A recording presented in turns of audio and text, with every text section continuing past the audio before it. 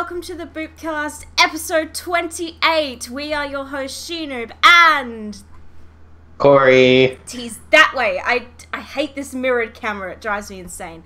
And this week we have another very special guest with us, Miss DreamOfSerenity from RWBY the Abridged Series. Hi! Hello, DreamOfSerenity. Thank you for joining us this week. If anybody doesn't know what RWBY the Abridged Series or what your involvement is, would you like to explain that to us? Oh, yeah. In RWBY the Abridged Series, I am the voice of Ruby. I'm not gonna do it right now because I just got over a cold, and man, it's been ages. Fair enough. It's been ages since I did the Ruby voice. She does a very good Ruby, voice... I can vouch for her. Yeah. I also voice Cinder, which has been even longer. Oh, yeah. It's been even longer since I was Cinder. Yes, it's been a long time since any of us have done anything. I still have yet to do a line in the series. Yeah, no, I've been talking with Joshu and Indy about it a little bit. So, yeah, I mean, it's been on hiatus for like almost 2 years now. It's just more than 2 years actually, but it's just a matter of life gets in the way for everybody. And yeah. Jishu moved countries, and like people are going to college, and yeah, everyone's busy. So, but we all love doing it, and we love making it. We love interacting with the audience. So it will be back. We promise. We just don't know when. Hello, Thomas. Welcome to the stream. Hello. Didn't we scare you last time as well, Thomas? He says it opened in another tab while he was waiting, and the intro scared the crap out of him. Didn't you do that last week? Alright, so we are here today, obviously, to talk about Chapter 13, and oh boy, what a chapter it was. So we're in for a treat here. Every time I see a new chapter, I'm like, I can't wait until we abridge this, but that's going to be like in 20 years' time at this rate, so... We're going 2 years for every volume. Yeah, so Chapter 13 was the thing. But first, before we talk about the chapter, we've had a very, very, very interesting development that we need to talk about first. RWBY Chibi Season 3 is starting next weekend. Who'd have thought of that? Good lord, they're jumping out of proper straight into Chibi. I don't think they've ever done that. Yeah. They jumped out of Chibi straight into proper, and now they're jumping out of proper straight back into Chibi. I know, literally, we had no break between Chibi 2 and proper, and now we got no break between proper and Chibi 3. That's just insane. I mean... It's just a straight shot of RWBY. Rooster Teeth knows what's making them money right now. It's true. It's true. They absolutely do. It's to do with money, and it's to do... I don't know, like... I would have preferred at least, like... a couple of weeks break. Like, I need a break spiritually, but they must be doing something with Chibi that they're excited to get out. But there is a preview image on Rooster Teeth's Twitter, which I will pop the link to in the chat right now, and it will be in the description of the YouTube video if you want to have a look at the tweet if you didn't see it. But they are all still in their volume 1 through 3 outfits, so that makes me think we're not getting a change of scenery necessarily.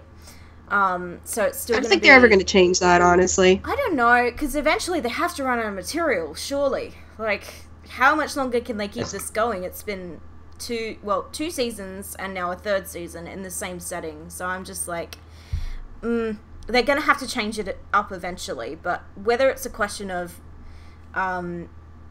they're going to wait until season 4, or like, do they want to have 3 seasons of this Chibi because there were 3 seasons in the show proper, or, you know, it could be a number of reasons, but, and of course, as soon as they change outfits, that means Pyrrha's dead. I know, we don't that's the that. biggest problem, yeah, and like, yeah, of course they can always add new characters, Piskian says, and there's, yeah, of course they could. There's an endless amount of possibilities, but eventually they're going to run out of material, so, yeah, Especially if they want to start introducing characters like Oscar. Yeah, characters that are in the show now. Exactly, and like while they're still in this setting, we can't have those characters, and so I'm torn two different ways between the nostalgia of the old setting and all of the beautiful new people that we've met in the. Oscar is my child. I love him. Oh no, Oscar's little so green precious. son. I was catching my parents up on the show the other day, and when Oscar comes on screen in like chapter 9, it is when he tells Cory that Osborn needs to talk to him. Dad goes, "This kid's a hoot."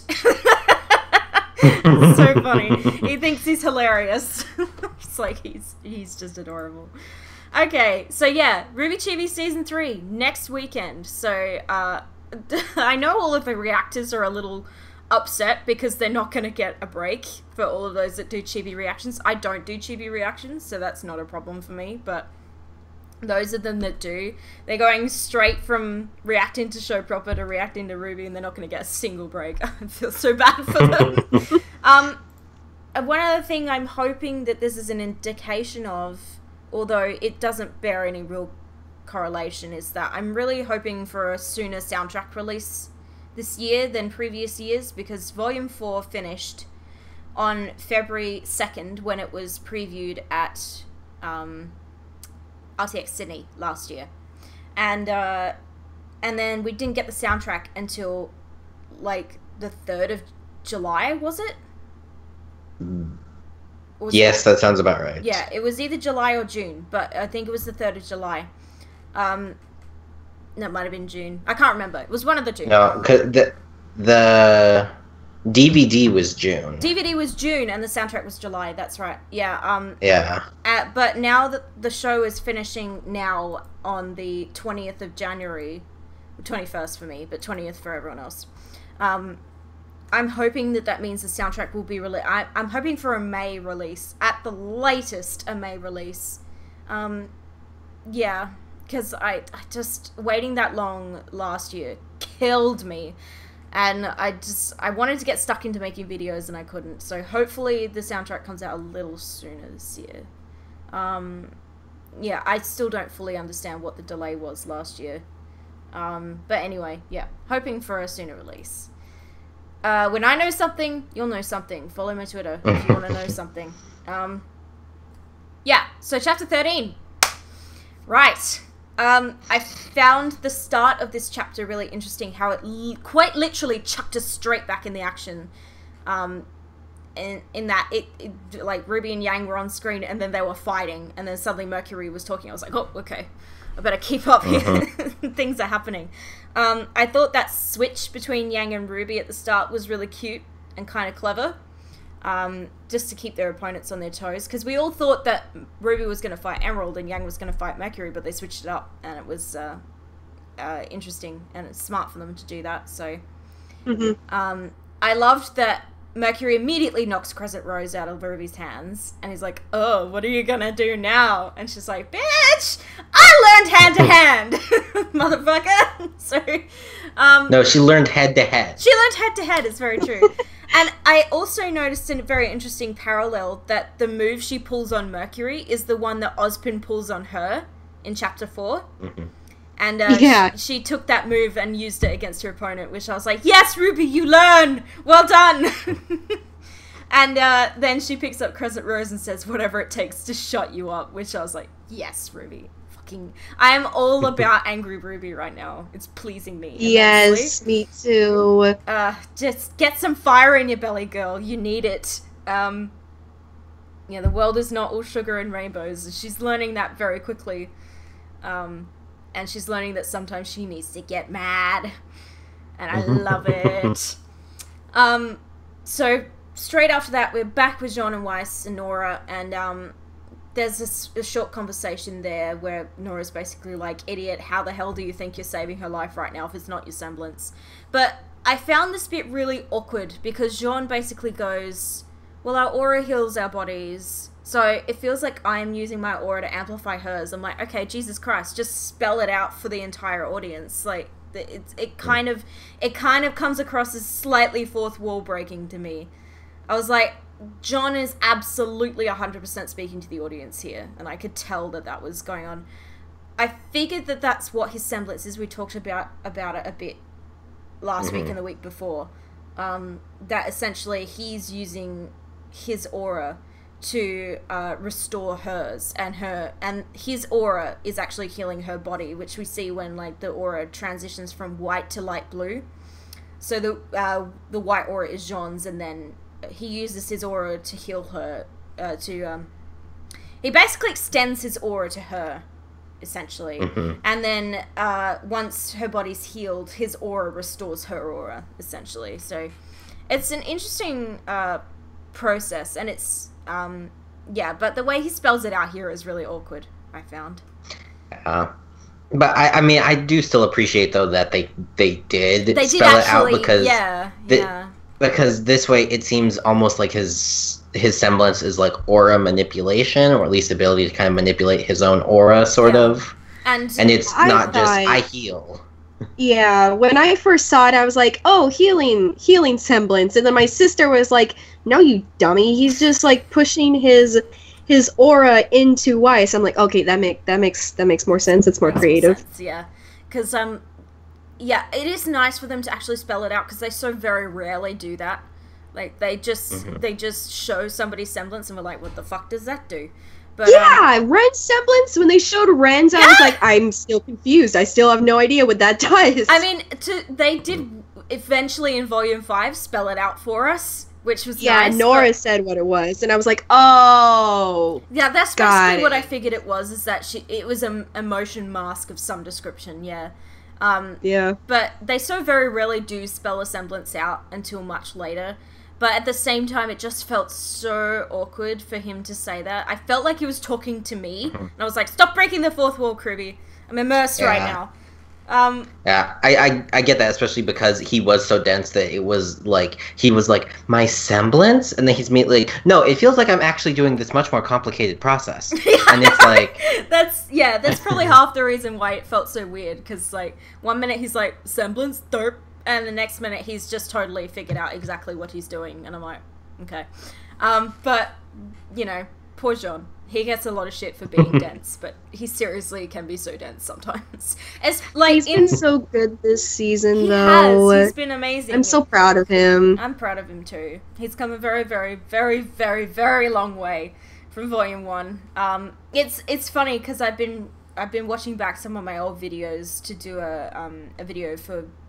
later when I hit 20,000 subs, and I was watching Jenna react to Volume 1, and I was like, oh my god, I can't believe this is the same show. It's so bizarre to think that it's the same show. It's just all the characters and everything has come such a long way.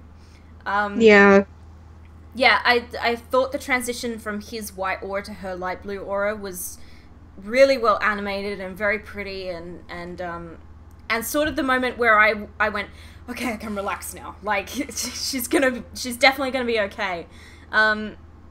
The score here I thought was really interesting. I went back and listened to it. There's kind of, I don't want to say it's like a genre kind of score, but that's sort of what it sounds like. And then it goes to This Life Is Mine, and then it goes to Pyrrha and Jean's theme very briefly, and it's very easy to miss if you're not listening for it. But I did notice that for about 10 seconds, it was Jean and Pyrrha's theme from way back in, like, Volume 2, Volume 1 sort of time. Yeah. Wow. Because he was talking about Pyrrha saying he's got a lot of aura, and then the score kind of mimics that. And I'm going to have to kick Alex Abraham's ass later for doing that, because I'm pretty sure that was him. Ren's scream, did that make anybody else cringe like crazy? Oh my god. Yeah. Yeah, it did. I physically winced, like, ooh, ow. Yeah. Ow. Ouch. Exactly, yeah. And also though, I felt that scream was probably some of the best voicing Neith has done for Ren, which is, sounds terrible, but it was really, he's like, getting better. convincing. He's gotten so much better. He has gotten amazing at voicing Ren, and Ren is not a particularly expressive character. But, right. Especially in Volume 4, I felt like Neith took absolute leaps and bounds with voicing that character. Volume 5, he's been sort of back to his old sort of, like, monotonal self. Monotonal. But Because even Run was like, okay, I was a little crazy there for a bit. I'm gonna take a step back. Yeah. Neith is definitely coming into that character extremely well, and that scream was just like, I was like, oh, that makes me cringe, but holy crap, that was good. My sister and I were watching that episode, and I'm like physically cringing, and she's like, he's fine. He's fine. I'm sure he is. Not keeping an eye on the chat at all. Hello, everybody. Talk away. My notes are in the way, that's why I can't see it. But, Weiss coming to, and Jean being like, you have to stay with me, you were injured. And then she goes, that's annoying. I was like, oh my god, that's classic Weiss. Thing she could say. Yeah, and Sean's like, well, it's good to have you back. And we're like, it's good to have you back, Weiss. The whole fandom is like, oh my god. We're so happy that you're okay. But the fact that that was the first thing that she basically said just cracks me up. Classic Weiss. Nora's trap card against Hazel. So a lot of people thought this would be coming from last chapter. So it was. I'm ashamed I didn't see it coming at all. Like, a lot of people ashamed talked about it, yeah, but I didn't really think about it that much, I guess. Like, literally in my reaction when I saw that part, it was like, I was like, Nora! And then she grabbed him and I was immediately like, I'm so stupid. Yeah. It's like, yes, grab the Nora. Charge her. Charge the battery. Yeah, charge the battery. Exactly. Yeah. I'm so disappointed with how Hazel turned out as a character. So, we talked about this last week. We are too. Yeah, very disappointed. I was like, ooh, he's interesting. He has, like, merits and stuff. He's got layers. What's your backstory? Oh, that's it? Yeah. That's exactly what we said last week on the what's this called? The Boopcast. It's literally in front of my face. I can see the graphics and I forgot what it was called. That's great. I'm extremely tired today. Also, I apologize for the 1 hour delay as well. I forgot to mention that. But, what was I talking about? You was tired. Hazel, yeah. I am disappointed with how his backstory turned out to be. You know, he seemed like he was going to be very interesting, and then he turned out to be immediately very uninteresting and cliche. And, yeah. We've seen your character a million times in everything ever. Yeah. Yeah, it was disappointing. And especially, we talked about this last week, but, like, you know, especially the thing was he was angry at Ozpin for, you know, for killing his kid sister, but then he's willing to kill a 14-year-old boy just to get at Ozpin. She signed up with B-Kids. Not only that, it doesn't make any sense. Yeah. She signed up to be a huntress. People die. Yeah. Yeah. He's just an angry man. He's got issues. It was just stupid because, you know, like, 17-year-old girl decided to go to combat school, but she's still a child. But, oh no, this demon is inhabiting a 14-year-old boy. I must absolutely pulverize this 14-year-old boy. Like, yeah, it's it doesn't like make any sense. All of your depth is gone. There is no rational thought there whatsoever. But, yeah, Nora's scream, Piskian says, was quite believable. Yeah, that definitely made me cringe. But I was like, cringing, but, oh, she's gonna get back up in a second and kick his ass. It's fine. Nora went boop on Hazel. Yeah, Nora's line here after she chucks him and, Oz very, like, fourth wall breaking again explains what his semblance is. But at least that was less so than what Jean did, I felt. Because he was talking to Nora and saying to Nora, like, this is how his semblance works, you need to counteract this. And his semblance is an interesting one because he can apparently block out pain, which is why he jabs dust crystals literally straight into his body, which is cringe-worthy to watch, because it's just like... when I saw that the first time, I'm like, no! Surely that would hurt so much! Like, it reminds me of Wolverine's claws, you know, like... That's every terrifying. time when I watched an X-Men or a Wolverine film, every time his claws came out, I'd be like, oh, that would hurt so bad. Like, I couldn't even imagine, like, no. It just makes me cringe. I just realized Nightbot, yeah, guys, I'm fixing it, okay? Dust steroids.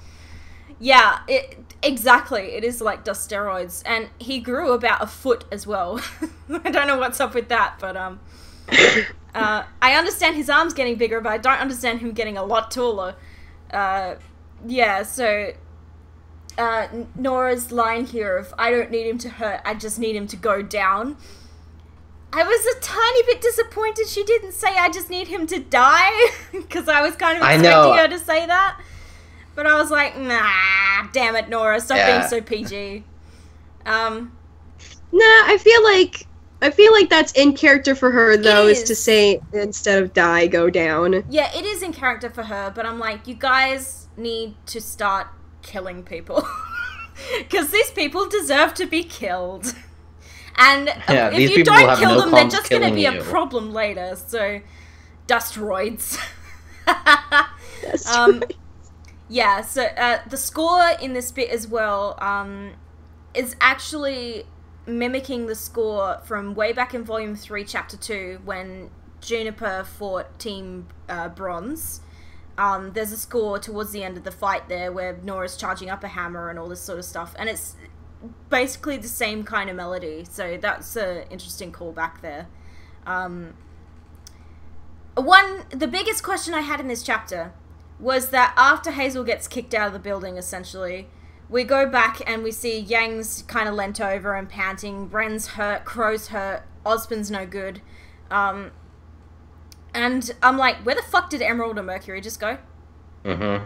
Literally, Yang and Ruby were fighting them 5 seconds ago. They disappear for this one scene, and the next time we see them, they're fighting again. I'm like, where did they just go?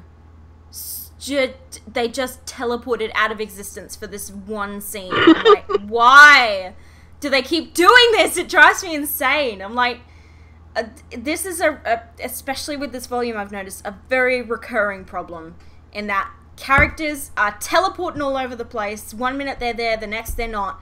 It doesn't make any sense from not a storytelling point of view, what's the word I want, from a technical point of view, for these characters to be there and then not be there and then be there again. It's just, it's very jarring, and it definitely takes away from the immersion when that happens, because I noticed it straight away. I'm like, where the fuck are Emerald and Mercury right now? Everybody's just like, oh, I'm so tired, and they're apparently over there bloody jerking off in the corner or some shit. I don't know where they just went. But it bothers me so much. Yeah, it bothers me too, especially because it's like, they've had so much time to like try and separate these people, to like make it easier on them to like explain away not having these things. Like, I mean, they've been fighting this fight for 3 episodes now. Like, they've had time to like kick them through a few walls or run up a staircase and out of the room or something. Like, they've had time to move around outside of this one, you know, grand foyer. And now it's like, you know, instead you're just staying in this one room, and it's, you know, your characters are disappearing like crazy. Exactly. Yeah, and I understand there's a lot of characters, there's a lot going on, there's a lot to keep track of, but something like that is just so glaringly obvious, and it just really bothers the crap out of me. That's another problem, Piskian. Leo was also teleporting all over the place and basically non-existent for most of the time. The only time... I mean, he was literally in, like, 2 scenes this episode where he shot at Oscar and then disappeared. The only time we saw him was when he shot at Oscar, and apart from that, he is nowhere to be seen. Like, literally not even in the background. I was looking. Also, Yang supposedly has wings now. We'll get to that at the end. There is a very easy explanation for that bit, but... yeah, no, stuff like this. Leo just keeps vanishing, and I'm like, where the fuck is Leo right now? He's being utterly useless. But, you know, it's Leo, so... yeah, he could just be hiding, I guess. I don't know what's up with Leo. 1 minute he's there, the next he's not, and I'm like, okay, whatever. I'm just gonna, like, ignore that. I've got... I am so stupid because it took me forever to figure out that he's the Cowardly Lion. Oh, I immediately knew he was the Cowardly Lion. I just never put together that he's actually a lion. A faunus, yeah. Oh, yeah, no, that surprised me. They didn't show the tail until later. Yeah. But literally, like, when they showed him with the tail, I literally went, wait, am I stupid? Like... I know. No, I think all of us felt stupid when we saw that. Yeah. Because, like... Yeah, no, I got it when Salem said something along the lines of, "You've been very brave recently," and I'm like, oh! Yeah, I basically... I got it. Yeah, once we knew that his name was Leo Lionheart, I went, okay, that's the Cowardly Lion, because Crow's the Scarecrow. No, I didn't get it. Ironwood's the Tin Man, I was just like, and Oz is the Wizard, so, yeah. And Ruby's I was Dorothy, too mad apparently. at the name. I was like, his name is Leonardo Lionheart. His name is Lion, and I still didn't get it. I mean, little slow on the draw there, Dream, but I'll forgive you. Just a little bit. Yeah, no, I think, though, the entire fandom collectively facepalmed and felt very stupid when we saw his lion tail. And we were like... I felt very validated when I watched other people's reactions. Yeah, I felt very validated when I watched a lot of other people's reactions, and they were all like... We were all the same! Like, if you watch the big cut-together that SD Hunt does, the, like, really big cut-together, of all of the reactors every week, or almost all of us. And, like, if you watch that moment, I think Larissa was actually the very first one to notice his tail, and then I was next, and then everyone else went, "Oh crap, he's got a tail!" It was really interesting to watch, because we all kind of went, "Oh, we feel stupid for not realizing this sooner." But it makes a lot of sense. Like, I remember in my reaction, I went, "Oh my god, he's a faunus, like, he's got a tail," and then I was like, "Oh, suddenly he makes a lot more sense to me." Yeah. His motivations make a lot more sense once you learn that fact about him. I still don't think he's justified at all, but you know, he's just a coward. Plus, we're also used to, like, when they reveal characters, like, their faunousness is usually, like, a big part of the reveal of them. But, like, you know, we didn't have any idea about Tyrion, and now we didn't have any idea about Lionheart. Yeah, exactly. Again, there seems to be a lot of Faunus throwing their lot in with Salem. It's very interesting. And outside of the White Fang, I mean. So Tyrion and Leo, so far, are two that we know of. Gildart says, when the whole world goes, duh. Yeah, essentially, that's what that was. That was a big duh moment for the whole fandom. Yeah. Second that we know, second Faunus working for Salem. Well, I think third if you count Adam. Oh, if you count Adam, sure. But, I mean, he's White Fang, so that's a separate entity altogether. But... I've got written in my notes here, "Oh, hiya, Blake." Like, she finally decides to show up. Okay, so Oz, Wizard of Oz, obviously, Glinda, the Good Witch. the Cowardly Lion, Leo, what? Glinda the Good Witch. Glinda the Good Witch. Ironwood's Tin Man? Yes. Mm-hmm. Okay. Scarecrow? Yes. Or do we not know what the Scarecrow is yet? Crow? Okay, alright, that's what I thought. Some people go back and forth on that, because some people still think that the Vacuo headmaster has to be that could... Scarecrow. I think at this point the Vacuo headmaster is beyond irrelevant. Like, maybe he or she will become relevant in the future. I also think it's a she.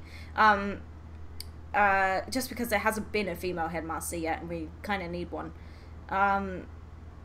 It's a sausage fest up in there, but I feel though the show is extremely good at not being a sausage fest. A lot of the time, the Vacuo headmaster could be Toto. Excuse me, Zwei is Toto because Ruby is Dorothy. Derp. John's Toto. He is cute, like a puppy. Yes, Zwei is Toto. Why 5 me? No. Just because you made that pun. No. I'm gonna stop looking in the chat for a second because they're distracting me again. Yeah, but Vacuo, yeah, I think that the headmaster is gonna be a woman, just because all of the other headmasters are male, and on that side of things it's very much male dominated, but the show is very, very excellent at making sure that the females are kind of front and center, sort of. It's a very dominated show. It's a show that's very dominated by strong female characters, but there is no what's the word I want? Lack of strong male characters as well.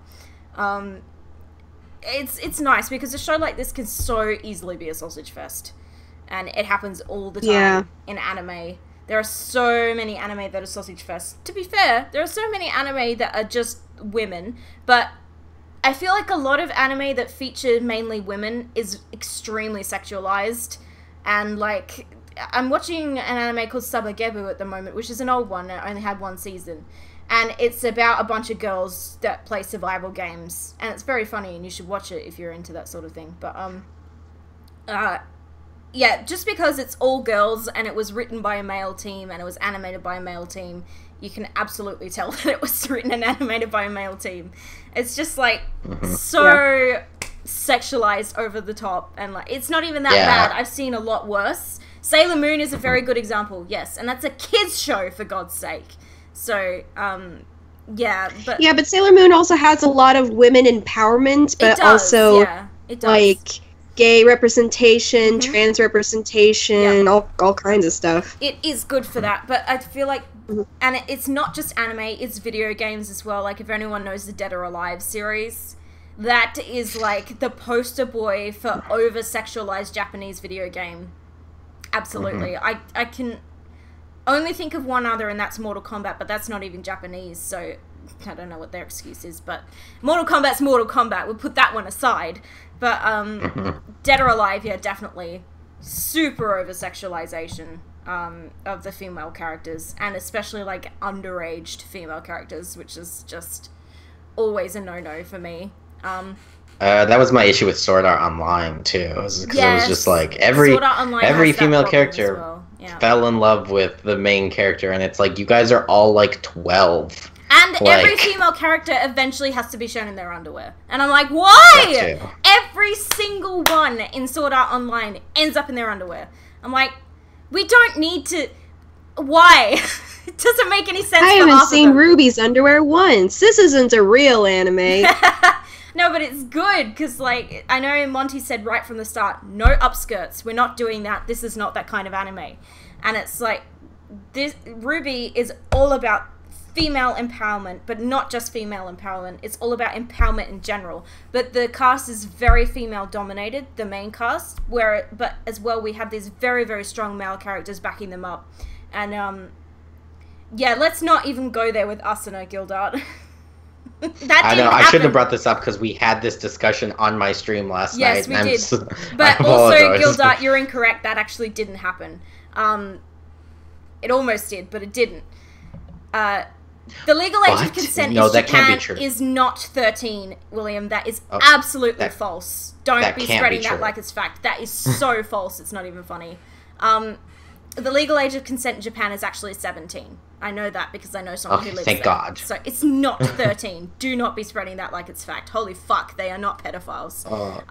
That is not.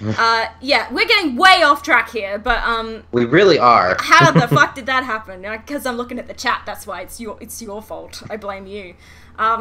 Blake shows up. Blake's here finally. I mean, we all basically knew she was going to show up in this chapter because it's the second to last chapter, and where the fuck else was she going to rock up?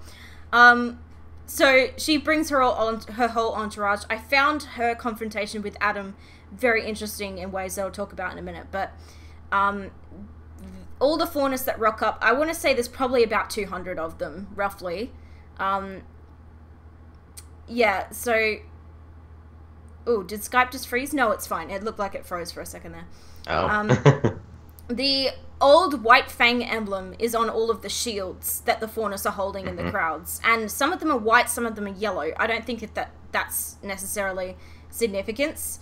But, yeah. Can we appreciate Blake showing up Adam into the whiny little bitch he's always been? Yeah, we'll talk about that. Don't worry. But, yeah, and then, one of the White Fang members recognizes Mata. So either they know each other or they're related or something, but it was an interesting thing to do, like drawing this parallel between the two, like, oh shit, that's like, I know that person and I'm about to fight them, like, kind of thing. Yeah.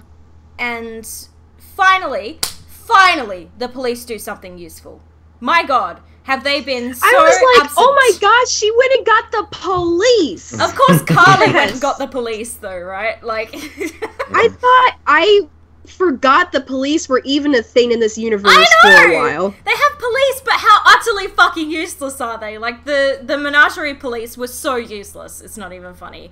But, yeah, the Mistral police force was an interesting thing. I'm like, oh my god, police exist, and they're doing something helpful! Finally! It's just, it's so obvious, it's so simple, just call the fucking police. I know, call the motherfucking police. And, like, Blake says it to Sun in, chapter, whatever the fuck it was, 8.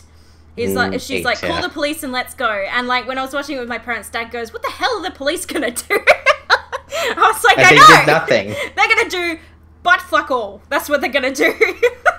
They showed up and kept the crowd at bay. Yeah, while the house burned down. Essentially, and then they all got killed. Except for the dude with the scar.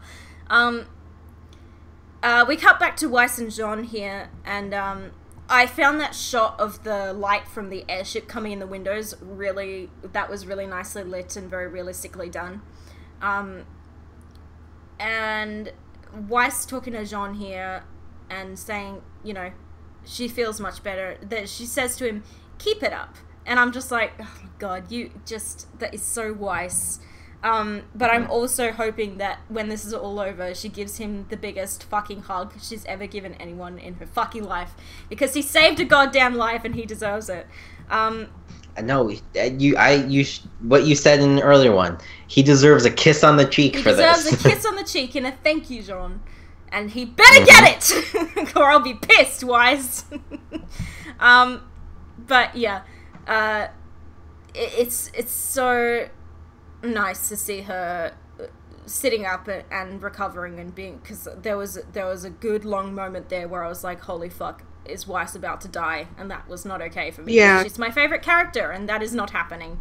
Yeah, oh god, it's just so much anxiety these last few chapters.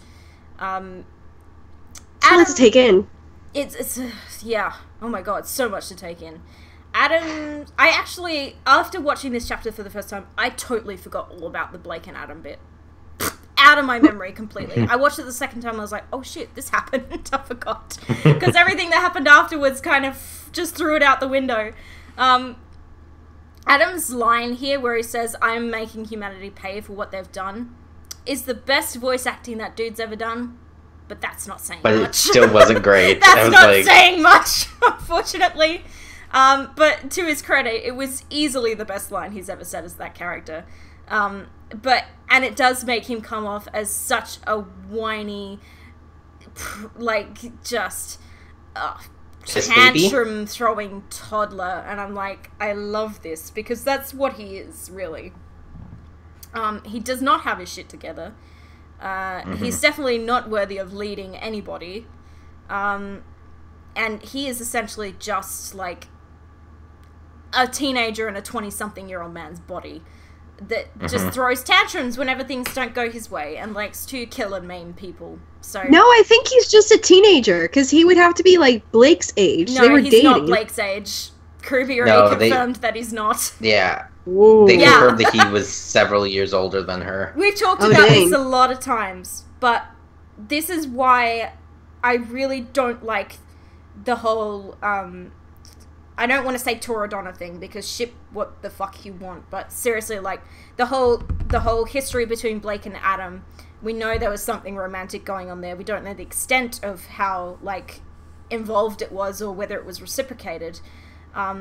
We don't know that he's 23 for a fact, William. They just said he's a few years older.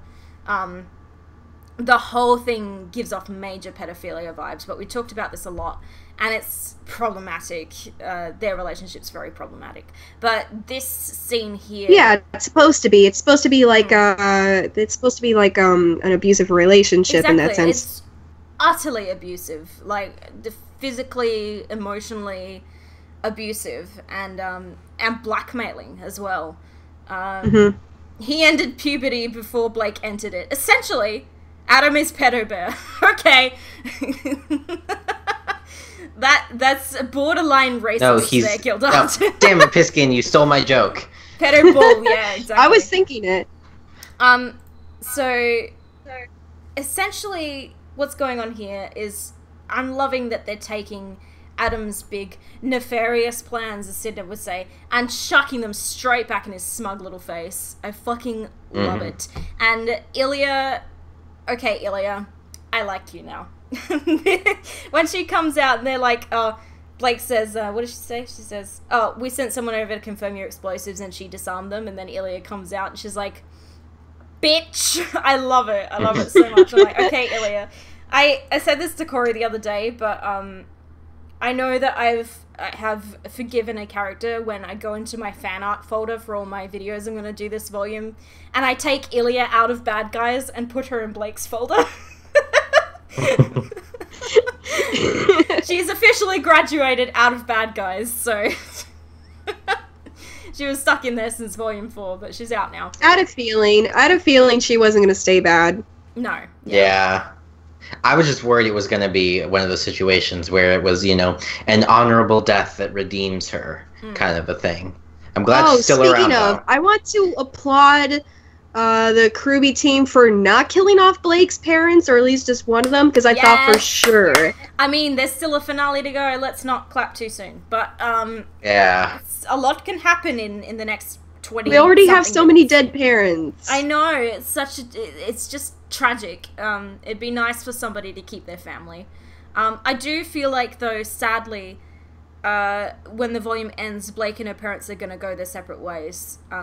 And that's going to be hard, not just for Blake, but for the fandom, because we love Gira and Carly. Don't take them away from us, but I feel like that's definitely going to happen, because, you know, if they take down Adam and arrest him or whatever they're going to do, the White Fang's going to need a leader, and I feel like that's going to be Blake, maybe.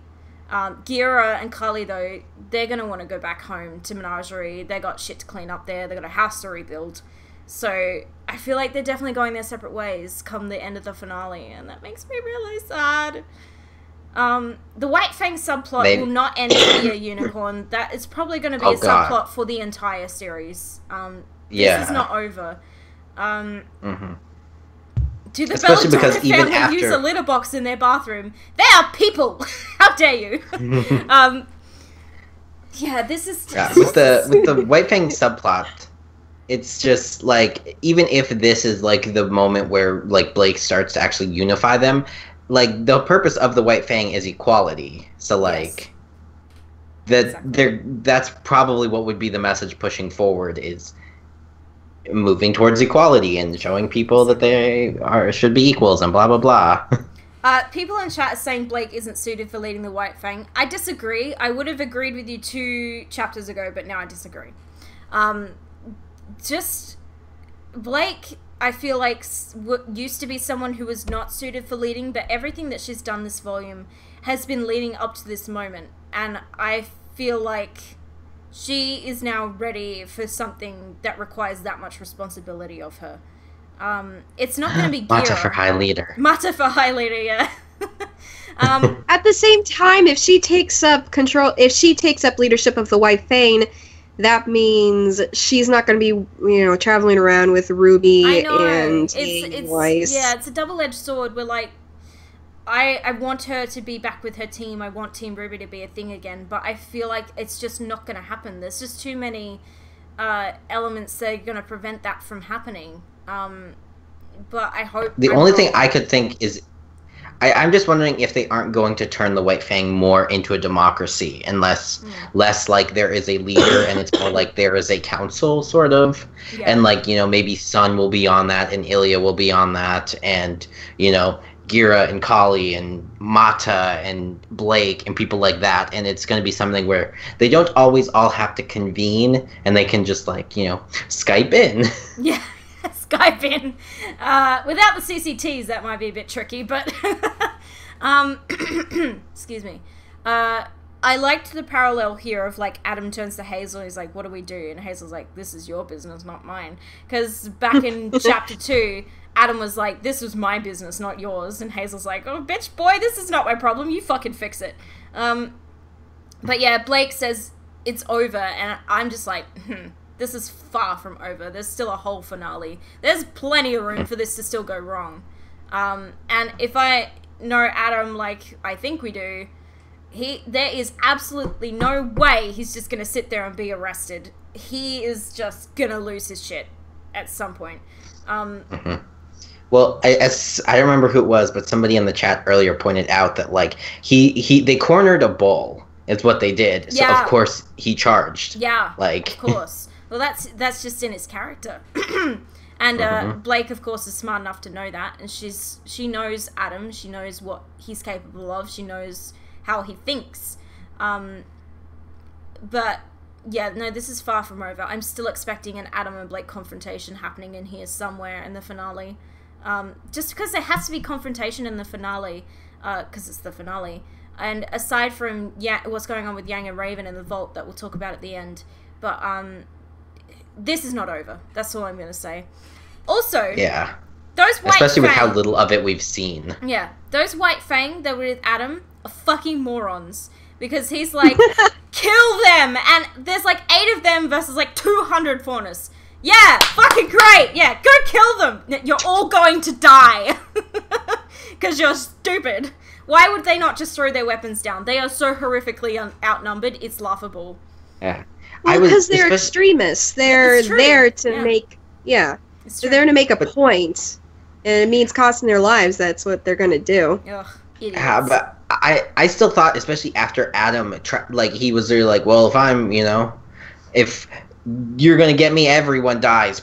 And, like, and they were all like, are you trying to get us killed? Like, and then they still opened fire, yeah.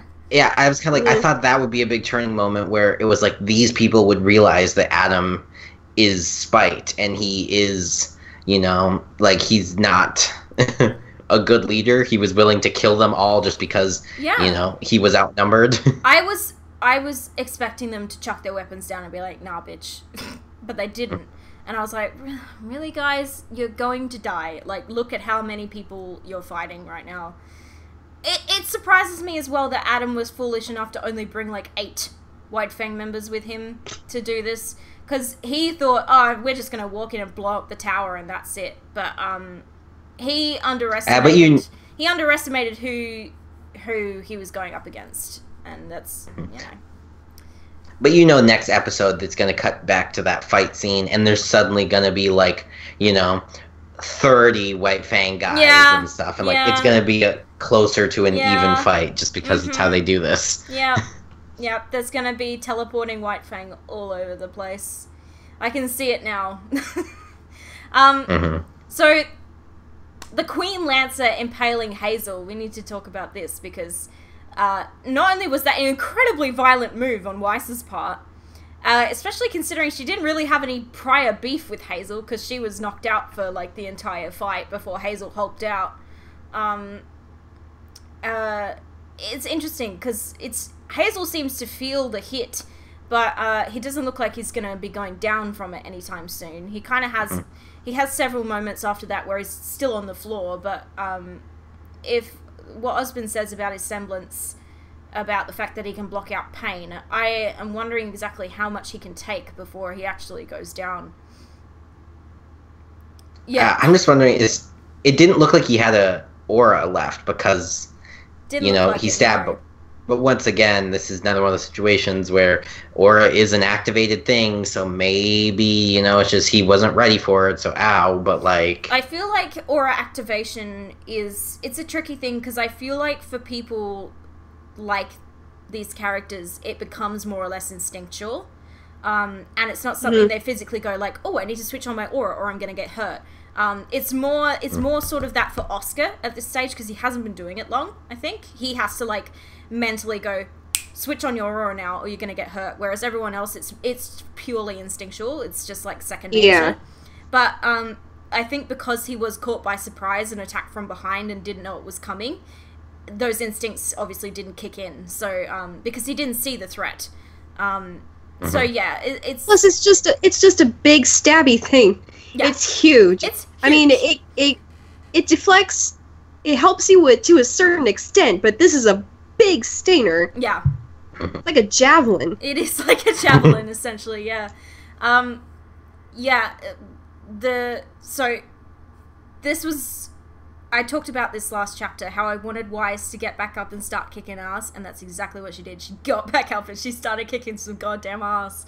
And the score here with This Life Is Mine, I was like, yes, Weiss! Thank God.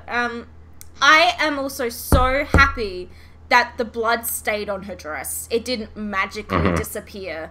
Like, there's a hole in the dress, there's blood there. I'm like, yes. Like, thank God it didn't all magically just go away. People were theorizing that perhaps she's going to get a new outfit now. I mean, she's washed the dress once, but now it's covered in blood. So I'm like, maybe? Possibly? I wouldn't be surprised, but again, I wouldn't be surprised if she didn't at the same time. Yeah. I don't know that anyone will be getting a new outfit just yet. It would make sense. They got OxyClean, right? Yeah. Put some lime juice on that. It'll come out. Exactly. But it would make sense considering the Fall of Haven is happening. This is very obviously the end of this arc, with all of the kind of wrapping up of things that we're seeing here. It would make sense for them to get new outfits now, but I feel like these outfits haven't quite had long enough on screen. And I just don't know. It could go either way, really. Especially with Weiss, it could really go either way. Yeah, like you said, she might put some lime juice on it, get that blood stain out, but who knows? Yeah, the score there was amazing. And then Blake shows up. So this was a moment all of us were waiting for. I basically predicted that she was going to kick down the door and barge in and be like, hey, what's up? Which is essentially what she does. But less kicking in the door, more walking in the door. But the fact that they all see her and then she sees all of them and she looks at Yang and says Yang's name, I want to punch the Ruby in the face for doing that, because the shippers are losing their minds. Look at Cory. Look at his stupid little bumblebee smug. Look at his smug. Oh my gosh, the shippers are losing their shit. Okay, listen. Let me explain this in a very, very logical way that has nothing to do with any bumblebees, alright? I mean, there was a bee present. I'm just saying. There was a bee present. It was a Lancer. Yeah, I feel like the Ruby does this deliberately just to stir shit with the fandom, because they like doing it and they like seeing the shitstorm.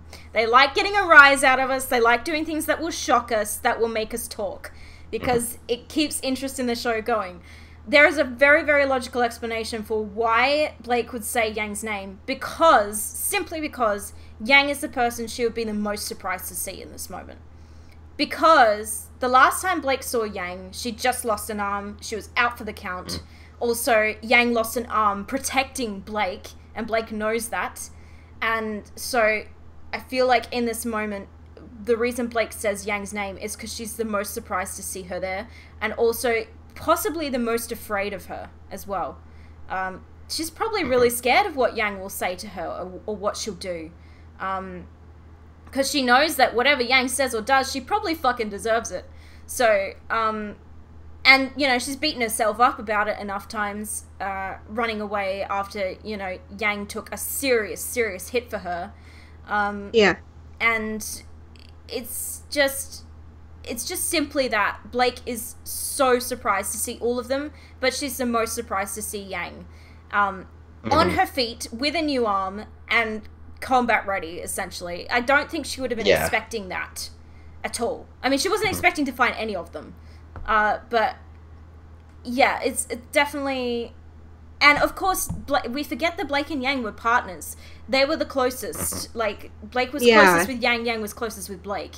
Aside from the fact that Ruby is Yang's sister. But they were close. They had a lot of moments together. Especially in Volume 2, Chapter 6, Burning the Candle, that moment where Yang told Blake about her mother, and, you know, it's just, of course Blake would say her name. It just makes a lot of sense. From a non-shipping standpoint, it makes a lot of sense.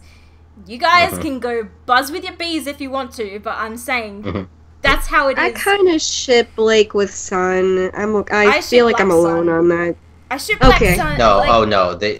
I mean, they're both such huge ships. They're probably the two, I want to say the two biggest ships, aside from, like, White Rose. And she really deserves somebody that's sunny. Like, he's the exact opposite of her. He really is. But, look, the RWBY, they do this on purpose, and I hate them for it, because guess who has to deal with it? The people who don't ship these things. Well, I want to talk about that, too, because I hate it as well, because it does come across as queer baiting, and it's frustrating, because, like, there are a lot of people who watch RWBY who are queer, and it's just, like, you know, especially with the introduction of Ilya, I've saw a lot of people who are saying things like, "Okay, you got your character, you got your one, get out of here."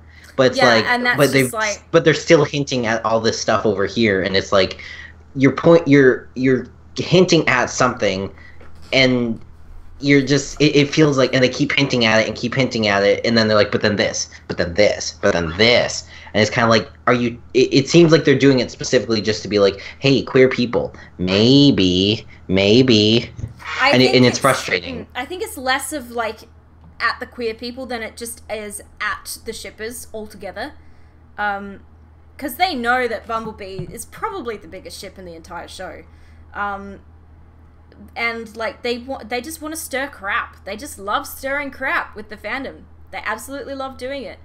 They're going to stir as much crap as they possibly can. And that one little word was enough. So, but, I mean, Tumblr is a mess right now. Like, Bumblebee shippers are losing their minds. White Knight shippers are losing their minds. Rose Garden shippers are losing their minds.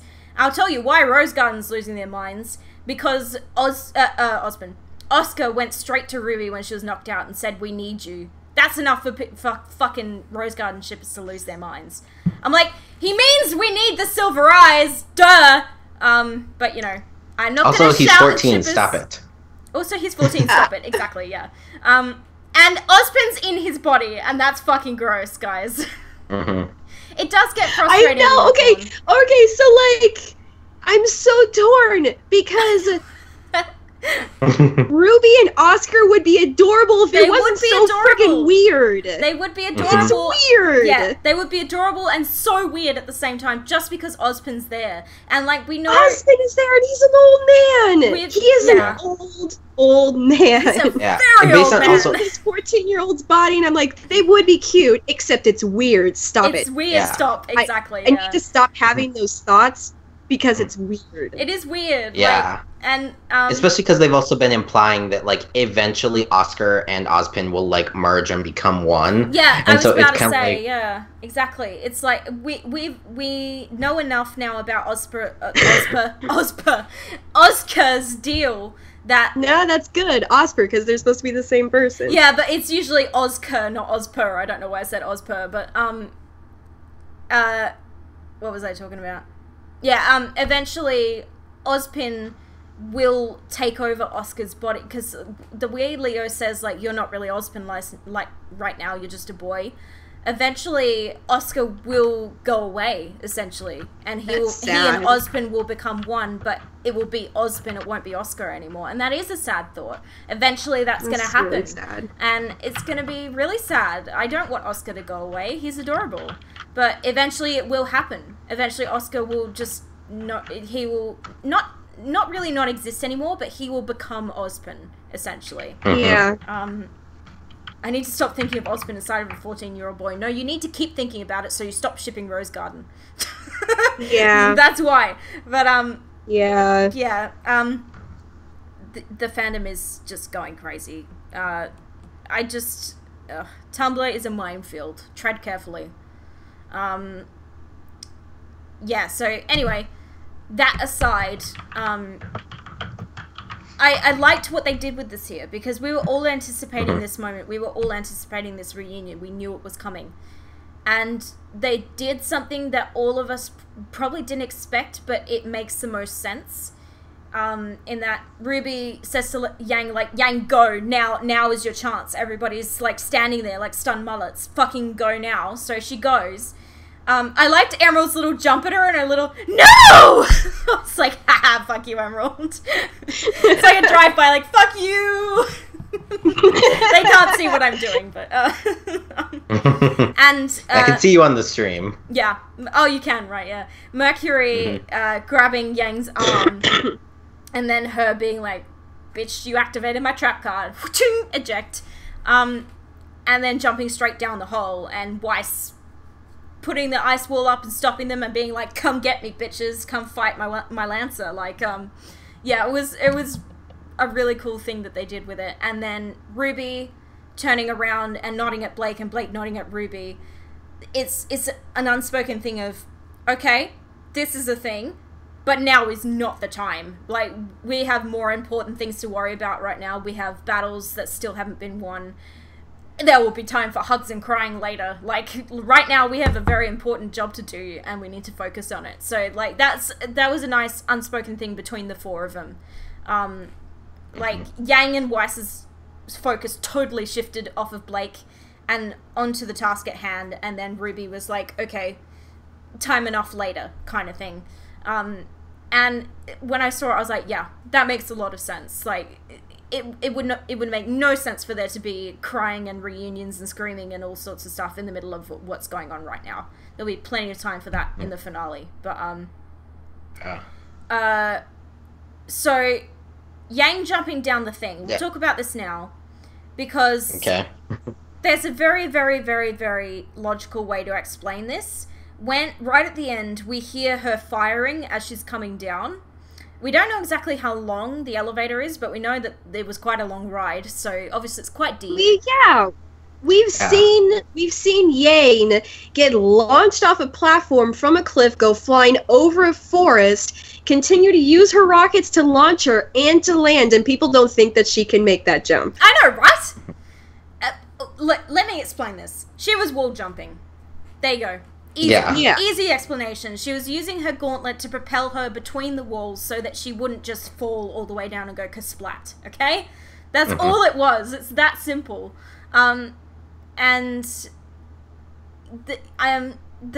fact that she ejected her arm and now she is without an arm is going to be very interesting going forward, but we'll talk about that at the end as well.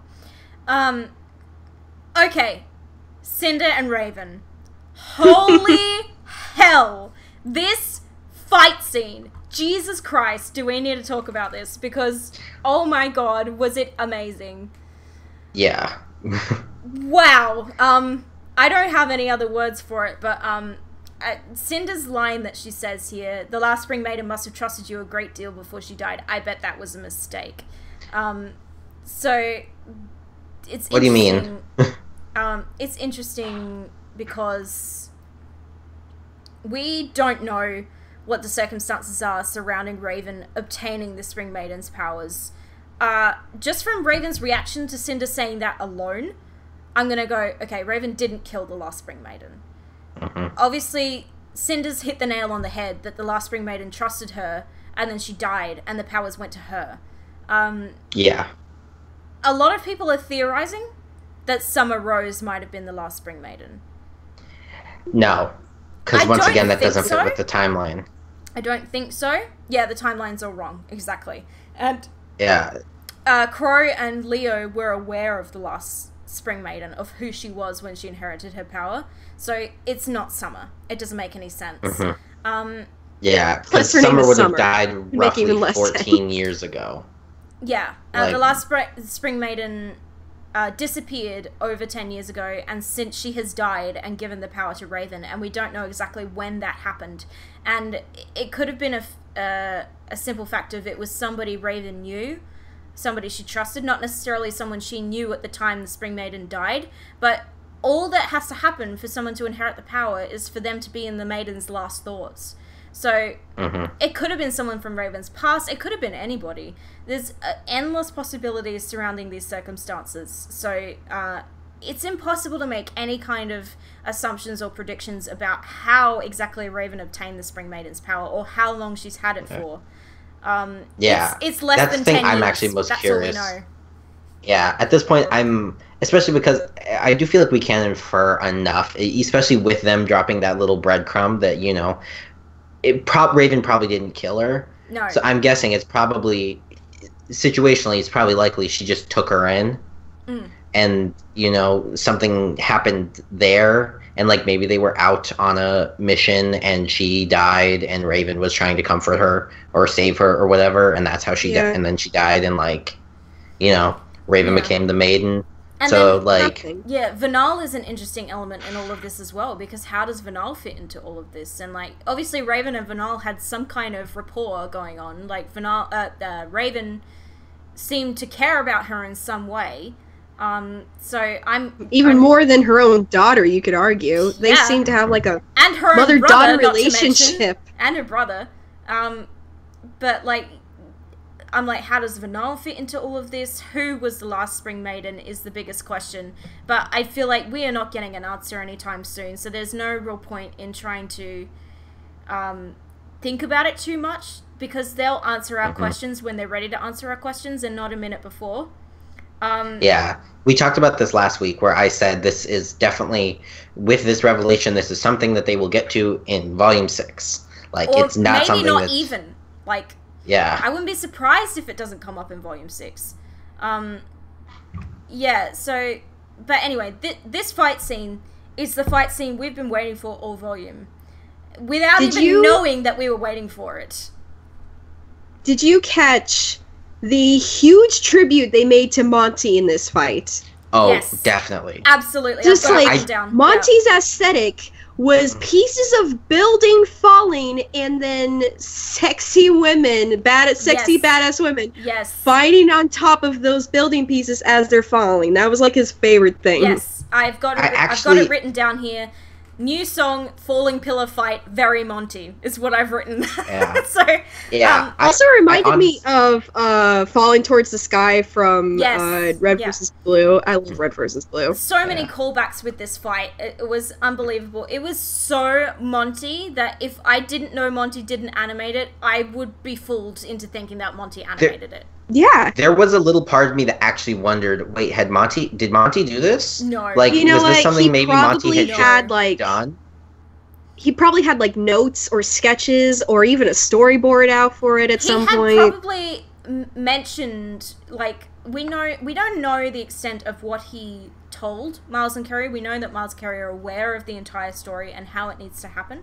But the extent of, like, whether he mentioned fights or whatever he mentioned to them, we aren't aware of. So it could be a possibility that he said, right, Raven and Cinder are going to fight in this vault, and I want this to happen. I've just got to answer Piskian's question. What do you think the new song is called? Jeff's working title for the new song is All Things Must Die, currently. That's not final, though. That is not a final title. That's just the working title, because the song is like 5% done. So don't expect a title just like anytime Ignite. soon. Yeah, well, even Ignite has a title. That is its title, Ignite. So. Oh, did he? What was the trailer? Oh, it was Path to Isolation. That was the one where he said this is probably going to be it, but it might change. Yeah, Path to right? Isolation. That was Path to. Yeah. Yeah. The what's his name? Flint of RWBY Nation has the lyrics up on his Twitter. We're going to talk about the lyrics in a minute, but yeah. This fight, oh my god, I just felt so much Monty in this fight. And it was beautiful to witness, because this is aside from Cory versus Tyrion, this is the closest that I have felt this show has come to the way Monty would have animated it. And I'm like, yeah, there's still a couple little things in there that I'm like, that was a little bit, but for example, the slow-mo shot, when Raven comes past Cinder and she's like got her arms out, that slow-mo shot felt a little weird to me, because maybe it was just a little bit long. But aside from that, they should have taken a few frames out of that. You're right. Just a few, like just make a few, a little bit shorter, and it would have been okay. But this fight was perfect. Aside from that, I couldn't fault it. It felt so Monty, and he would have been proud of this. So Raven's Blade, I want to talk about Raven's Blade, because way back when we first saw it, when she sort of rescued Yang from Neo in the train, she kind of turned the cylinder that was in the sheath and pulled out a red blade. And ever since then, I've been wondering, are those different colors in the sheath different kinds of dust? And we finally got the confirmation here that yes, her blades are made of dust, and she's got all different kinds of dust in her sheath, and that's how they work. So it was nice to finally get that confirmation. The thing I thought was interesting is I feel like it's not that she like sticks it in there and coats the blade in like fire. No, it is made of dust. I think she literally connects on a fire dust blade, and then like now it's lightning dust blade, and snap, and now I need a new one. Yeah, it's not a steel blade that she coats. The blades are made of dust. And if you go back and watch the fight frame by frame very carefully, which I do. Because I'm a loser, but this was the first one I did because I was just like, yeah, you can see when her blades get shattered by cinders, they are gone. Like it's just a hilt until she puts it back in the sheath and brings out another one. It's so fast that in real time you cannot see it, but if you go frame by frame, you can absolutely see it. So yeah, Raven's dust blades. Good to finally have confirmation that that's what they are and what they do. Also, it's super cool, and it's very Monty as well. I mean, he designed Raven's character, so, that comes straight from his brain there. Raven... I also like that she's able to, she fired her hilt out at first. Her thing is still a gun. Yeah, it's also a gun. Raven is super cool. I freaking hate her. I know. I hate her. Also, her voice acting is terrible. It's like the worst voice acting in the show. It's not the best. I feel like her line at the end of last chapter when she says, "You won't find it because Vanal isn't the Spring Maiden, I am," has been the best voice acting she's had. Yeah, her voice acting is not the best. She's very monotone. I feel like she suffers from the same affliction that Ren does. Yeah, but when she in the camp, it was terrible. She's like, it was so noble of you to this, and then I'm just like, this is grating. This is awful. I feel like we're supposed to hate the way she sounds as well, though. Like, she's supposed to sound like a condescending bitch, and she does. I hate the way Cinder sounds, but it's not because her voice acting is bad. Jessica Niger is fucking amazing, but I hate it whenever Cinder opens her fucking mouth.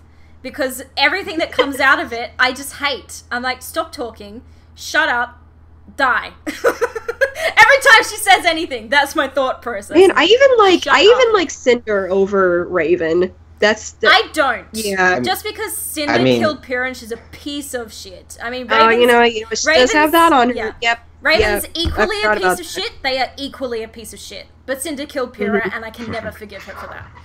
Yeah, but she's so pretty though. Also, she just maimed my wife, so fuck off, Cinder. That too. I know. Yeah. Fuck off. Die. Goodbye. But yeah, no, we'll talk about Cinder a little more in a bit. But Raven telling Cinder, "You turned yourself into a monster just for power," and Cinder saying, "Look who's talking." I was like, yeah, Raven, hello, fucking hello. You are a piece of shit. Newsflash. I was actually wondering if that wasn't more directed at the fact of what Ozpin did to her. I don't know. Or that she's a maiden or something like that. Yeah, I think it was more directed at the fact that she's a maiden. And she's a piece of shit. Skept Talk Live, hello, greetings. Welcome to the stream. Yeah, so Sacrifice plays during that bit. And it took, at first I thought it was Divide, but it's Sacrifice. And something I'm questioning about Sacrifice now, all this time I thought it was a Cinder song. Now I'm starting to think it was Raven's this whole time. Because Raven was introduced in Volume 2. Sacrifice was on Volume 2's soundtrack. And the lyrics, now that I know Raven's story, fit her better. Because it's all about, like, did the things you thought you should, all the things they said were good, and, like, you can't have my life, I'm not just Sacrifice. It sounds like Raven directed at Ozpin now, to me. I'm like, it makes more sense. Because before I couldn't quite make sense of the words being Cinder's words, because we didn't know enough about her her story, but we know that she doesn't really have any direct history with Ozpin, whereas Raven does have a lot of direct history with Ozpin, and the lyrics make more sense to Raven for me now. So yeah, I feel that's like true. Sacrifice is actually from Raven's point of view this whole time, and we've had the wool pulled over our eyes because we didn't know enough about her. Like, we literally saw her for like 30 seconds in the entire volume. So But yeah, it would make sense for Jeff to put that in because, you know, Jeff likes to foreshadow things well ahead of time with his music. And he put I May Fall on the Volume 1 soundtrack, and then it was shown in Volume 3. And it was about the fall of Beacon. And, like, it was about an event that was 2 years in the future. So for him to put Sacrifice on the Volume 2 soundtrack right as they introduce this character that's going to be very significant in this volume is not surprising for me from him. Yeah. So I feel like Sacrifice is a Raven song. This song I'll talk about in a minute, but the score is fucking badass in this fight scene, and I know Jeff did the score for this, so mad props to him. The guitar and like just everything that's going on here is just amazing. I love the score for this fight. I noticed something interesting in that when Raven and Cinder were kind of like jumping around, slashing at each other, one of Raven's blades was green dust. Now, I don't know if we've seen green dust before. I'm not sure that we have. I was about to say, isn't that wind? But no, that was... No, white is wind. So, yeah. Let me iterate here. White is wind, purple is gravity, red is fire, blue is ice, and yellow is lightning. So what's green? Could it be like earth or nature or something along those lines? Like earth dust would make the most sense to me, I think. Because I don't know that we've really seen an earthen kind of dust. Yeah, that makes sense. I could have swore green was wind. No, wind it is used white. to be. That was the thing. It used to be. Yeah, they have changed it. Yeah, to be fair. Yeah. Back before they had more, like, they finally set what dust is, kind of, and now they're like, okay, we're sticking to these rules. Yeah, they figured it out along the way. We saw greenish dust back in the White trailer. Yeah, we did. That's true. Weiss used a green kind of dust on her in Murtnaster, which is interesting. I thought that was yellow though. No, it was definitely green. Yeah, when she jumps on the knight's sword and slashes at him, that's definitely green there. But yeah, I would say earth is probably the most likely thing because we know wind is white now. It used to be green, but now it's white. Yeah, it's an annoying thing where they're figuring it out as they go, and eventually they have set, okay, now this is this and this is this, but previously it was different, so... Excuse me. I loved the part where they swapped swords and started fighting each other with each other's swords. That was really cool. I loved that for some reason. I don't know why I loved it so much, but I got major Dragon Ball Z and Soul Calibur vibes from this fight, and I think it's a very deliberate choice. DBZ because of the like jumping around and slashing and flashing, and then Soul Calibur came from the giant swords that they just pulled out of nowhere. But yeah, I mean, I know I'm going to speak for most people when I say this. I got Avatar, The Last Airbender vibes Avatar from it. as well, definitely, yeah.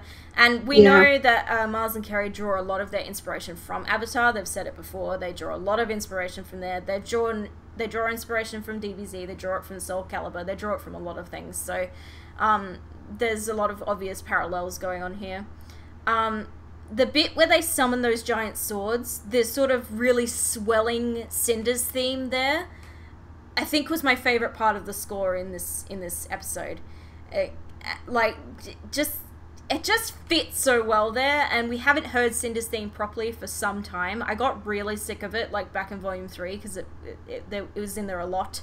But we only heard it like once in all of Volume 4, and now to hear it done like this is very nice, because it's this big swelling sort of massive orchestra, and it's at a very penultimate moment for Cinder as well. The shot of Raven summoning that ice sword is the thumbnail for this week, is the goddamn prettiest shot I've ever seen this fucking show. Like that few shots there where she kind of like summons it and like the ice is blowing around her and she grabs the sword and opens her eyes, and I'm like, oh my god, that is the most beautiful thing I've ever seen in this show. It's just so well animated, so well lit, it's so well colored, it's just gorgeous. I love it so much. Me and my sister were joking while we were watching it was very Final Fantasy VII. Very Final Fantasy VII, yeah, yes. One had like the Cloud Sword and then Raven had Sephiroth's sword. Yes, I wouldn't mind betting that was deliberate. Because as soon as Cinder summoned her sword, the first thing I thought of was Cloud. Like, it immediately reminded me of that. I would not. I was actually the other way around. When I saw Raven do hers, I immediately thought of Sephiroth. And then it was later I was kind of like, oh, I guess Cinder's does kind of look like Cloud's Buster sword. See, I didn't remember what Sephiroth's sword looked like. But Cloud's Buster sword is obviously very iconic. So it's the first thing that popped in my head. I was like, oh my god, that looks Look like at my sword. It's huge. My sword's bigger than your sword. Yeah, exactly. So my sword's bigger than your sword fight. Yeah, but that shot. I know. The only reason I know Sephiroth's sword better though because I have horrible Kingdom Hearts PTSD because of Sephiroth. So I have never played Kingdom Hearts and I never plan to. So I'm not a Nintendo gamer whatsoever, but Cinder has definitely met her match here. I find it interesting because Ozpin was not able to defeat Cinder. Whether that was by his choice or not is the question. Like, whether he chose to sacrifice himself is something that we may never know. But I love that Cinder has met her match. Her and Raven could not be more equally matched in this fight. But the difference is that Raven fights smart and Cinder fights cocky. And that's where Cinder's downfall was here. Nah, pun with the name, but you know. Raven is smarter than her, and that was the advantage she had. And she even taunted her with that at the end, where if only you were smarter and more clever, like stronger or more clever, I think is what she said. Stronger, more clever. I said smarter, and I was mean like that's not right. She was also throwing Cinder's words in the previous chapter back in her face as well. Yeah, that's the shot of Cinder using her hands to, like, fire rocket up to the pillar when Raven goes up there, that was an interesting callback to when she does that up the elevator in Volume 3, I found. I'm not sure if that was a deliberate parallel, but it kind of feels like it was, and I definitely noticed the parallel there. So the new song, Fired Up, I got so excited when I heard that there was a song. I did too. Because we were just talking to Alex Abraham about how, like, we found it interesting that there hadn't been any fight scenes to, like, a song like there have been in previous volumes. And he basically said it's just time constraints. You know, they've had an extra 2 chapters. Everybody's under the pump.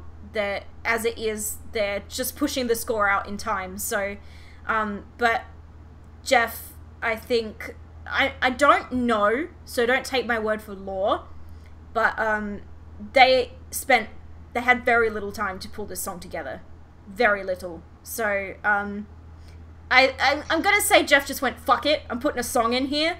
Because he wanted to. Who knows, inspiration... Plus, this is also, so far, I think this is the only place in the volume, fight scene-wise, this could have gone. Yes. Or a song could have gone. It's the only appropriate place. Because the Yang fight, the score was amazing for that. It was too short, and it wouldn't have been appropriate there, I don't think. The Weiss fight, we had This Life Is Mine, which was totally appropriate, and it was nice to have that the rock part of the song in the actual volume, because it's too good not to use. And there hasn't been an appropriate instance other than that. The Blake-Ilya fight was too slow for it. So this is the most appropriate place, and it was not... It didn't disappoint. So, yeah, they had an extremely limited amount of time to pull this together. What we've heard of this song is, like, oh, it's so far from done. Like, I can hear it. There's, like, a dozen lines of lyrics altogether, and there's basically guitar and bass and drums and all of that that's going on, but this song is nowhere near finished. They've just pushed this out in time for the episode, and this is all that's, you know, gonna be of it until Jeff gets around to actually finishing it off. Yeah, so the song. I'm gonna bring up the lyrics here and we're gonna talk about it. I didn't have the lyrics open because I'm an idiot, but Piskin put them in chat if you wanna. Yeah, no, I've got them in a thing here. Here we go. Okay. The lyrics for the new song. So the working title is All Things Must Die. I was originally calling it This Is the End, but the lyrics are, this is the end, here's where you'll die. Legends should scatter, so just say goodbye. No one will miss you when you're finally gone. At your conclusion, sing your swan song. Murder, unkindness, conspiracy, embers extinguish in effigy, black out the sky, all things must die. So, when I was hearing the lyrics when I was watching the episode, I was like, well, that could be either of them, really. But the thing that convinced me that this is a Cinder song is the fact that the very last lines, all things must die, the last lines, black out the sky and all things must die, were to the melody of Cinder's theme. So this is definitely 100% a Cinder song, just based on that. I just also, in the context of the show, I figured it was... I immediately got the impression it was a Cinder song. Yeah. But I also still had the thing, I was like, but I mean, All Things Must Die could be either, like... Well, especially now that I'm like, okay, Sacrifice is probably a Raven song, I'm gonna go, this is a Cinder song, this one here. And, like, the melody of Cinder's theme is in it. So that's enough to convince me that, yeah, this is definitely Cinder's. Yeah, I talked about the slow-mo shot. The sword kick. Raven grabbing and spinning around her sword and kicking Cinder in the gut. Loved it. Awesome shot. Great choreography. When they fell down and hit the floor, I noticed that both of their auras were orange. Which is interesting. Because previously we were talking about, like, the eye flaring thing, whether it had to do with their aura. But now I'm wondering, is it their eye color? Because Amber also had yellow eyes. And Cinder has yellow eyes, but Raven's eyes are red. So I'm thinking maybe it's more to do with eye color than aura color. Like, if for example, Yang becomes a maiden, would hers be purple, is the question. I hope not. No, I'm just saying theoretically. Or, like, if Ruby were a maiden, would it be silver? Wait. Like... Wait, now I'm curious. If that is how it works, wouldn't Yang's be both red and purple? Essentially. I mean... Well, I mean, we need to see another person as a maiden to confirm this, who doesn't have yellow or red eyes. So, that's the thing. But, the fact that Raven's aura was, orange... Amber's eyes were amber. That's, like, literally her eyes were practically the same color as Cinder's. Yeah, so that's why they had, like, a similar kind of thing going on, I'm gonna say. It has more to do with eye color than aura. Just because they showed Raven's aura here and it was orange, and I was like, well, there goes that theory out the window. But, I found it interesting that their auras were the same color. There really wasn't much distinct difference, Piskian. I'm actually gonna have a look at, on the wiki at the two characters, but, I definitely... think they are very similar. Whoopsies. Hang on, I need to bring up the character list, but so one big improvement I've noticed about the animation this volume is breathing.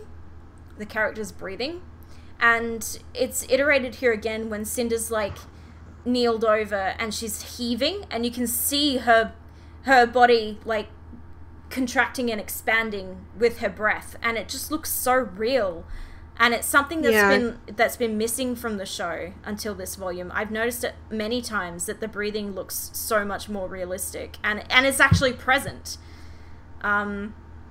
which has been nice to see. Where the fuck is Amber? There she is. Amber's eyes are definitely darker, but they are still yellow. They're not orange. But yeah, I'm wondering if that's, like, what the eye flaring thing is about, because it wouldn't make sense for the Spring Maidens just to be red. I'm gonna say it's more to do with eye color than anything else. It's not aura, because their auras are both orange, and it's interesting that both their auras are orange, I think, because I would have thought Raven's aura would be red, but is that just a maiden thing? Like, if they become a maiden, is their aura automatically orange? Yeah, well, what was Amber's aura color then? It was orange. It was the same sort of burning color, yeah. Well, what if then, if that's the case, then, like, what if their eye color is based on their previous aura color then? Could be. Like, their eye thing, because, you know, that would still fit with them, I think. Yeah. Especially because, like, the color of Raven's eye things is basically the color we thought her aura would be. Yeah, but then we see her aura here and it's orange, and I'm like, okay, interesting. but we can't really confirm it until we see another maiden that's got a different eye color altogether, and then we see what color her flary things are, and then we'll be able to go, okay. I hope the other two maidens aren't total bitches like these two have been. Oh, please be nice people. What We've had enough bitchy maidens. I know. I was actually disappointed when, you know, the Spring Maiden previously, we thought Vernal wasn't, you know, like Flowers and Skippy and E, and it was just kind of like, hey, what's up?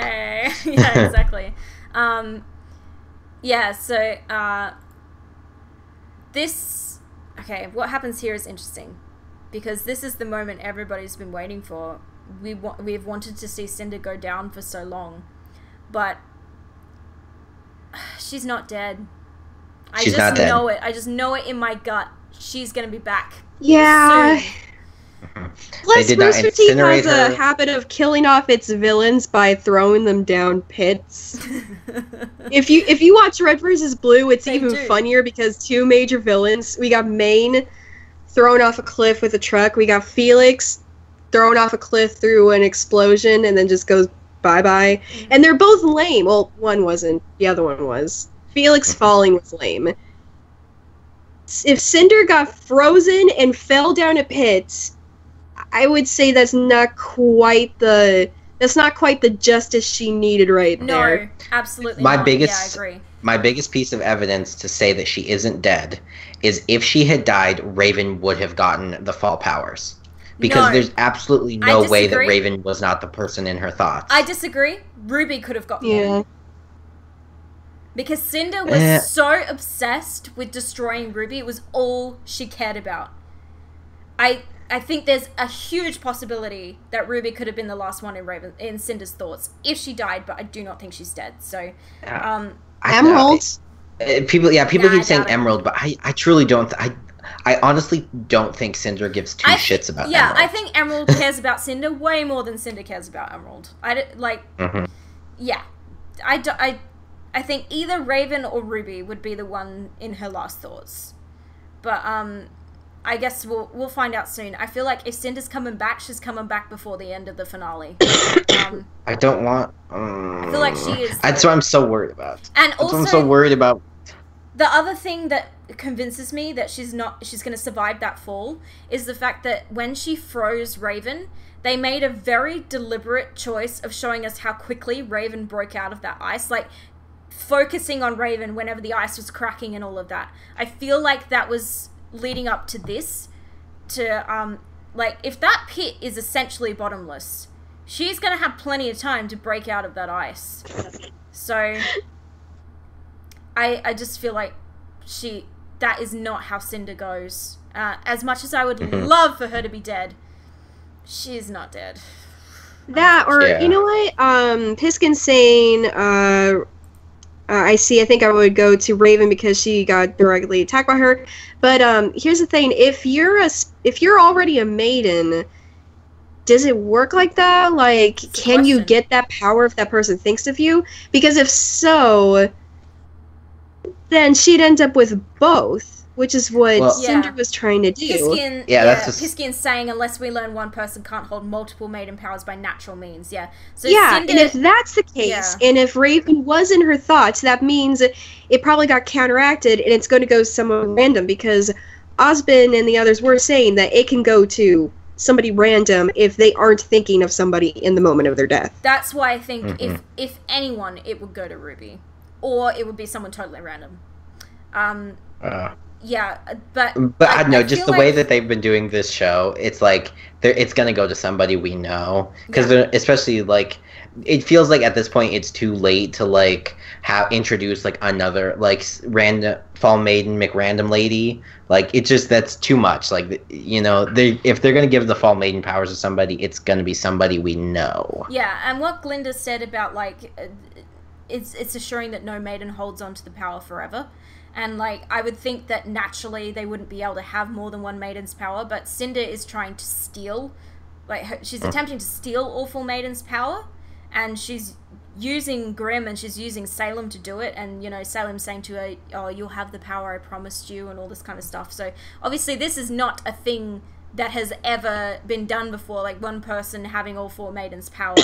But it's what she's trying to do. So I don't think that if Raven was the last person in Cinder's thoughts, the power would go to her. I think it would, like you say, bounce off and go to someone random. Which is why I think, if anyone, it will go to Ruby. Because I feel like there's a good chance Cinder could have been thinking of Ruby in her last moments. If these were her last moments. But I don't think they were. Which they're not. Yeah, so I think are we all pretty much of the agreement that, yeah, nah, Cinder's not dead. Nah, there's no way. We haven't seen the last of that bitch, unfortunately. She's gonna be back. Maybe even next episode. I hope not. I'm so scared. Yang's there now. I think either we see her before the season ends, or we see her in the post-credits. That's what I think. Yeah. Yeah. I think it's more likely she comes back soon in the finale. I think that's the most likely outlook here. Because she can easily break out of that ice and come back up before she hits the bottom. And I don't think that blow to the face killed her either. She was still very much conscious after it happened. Yeah.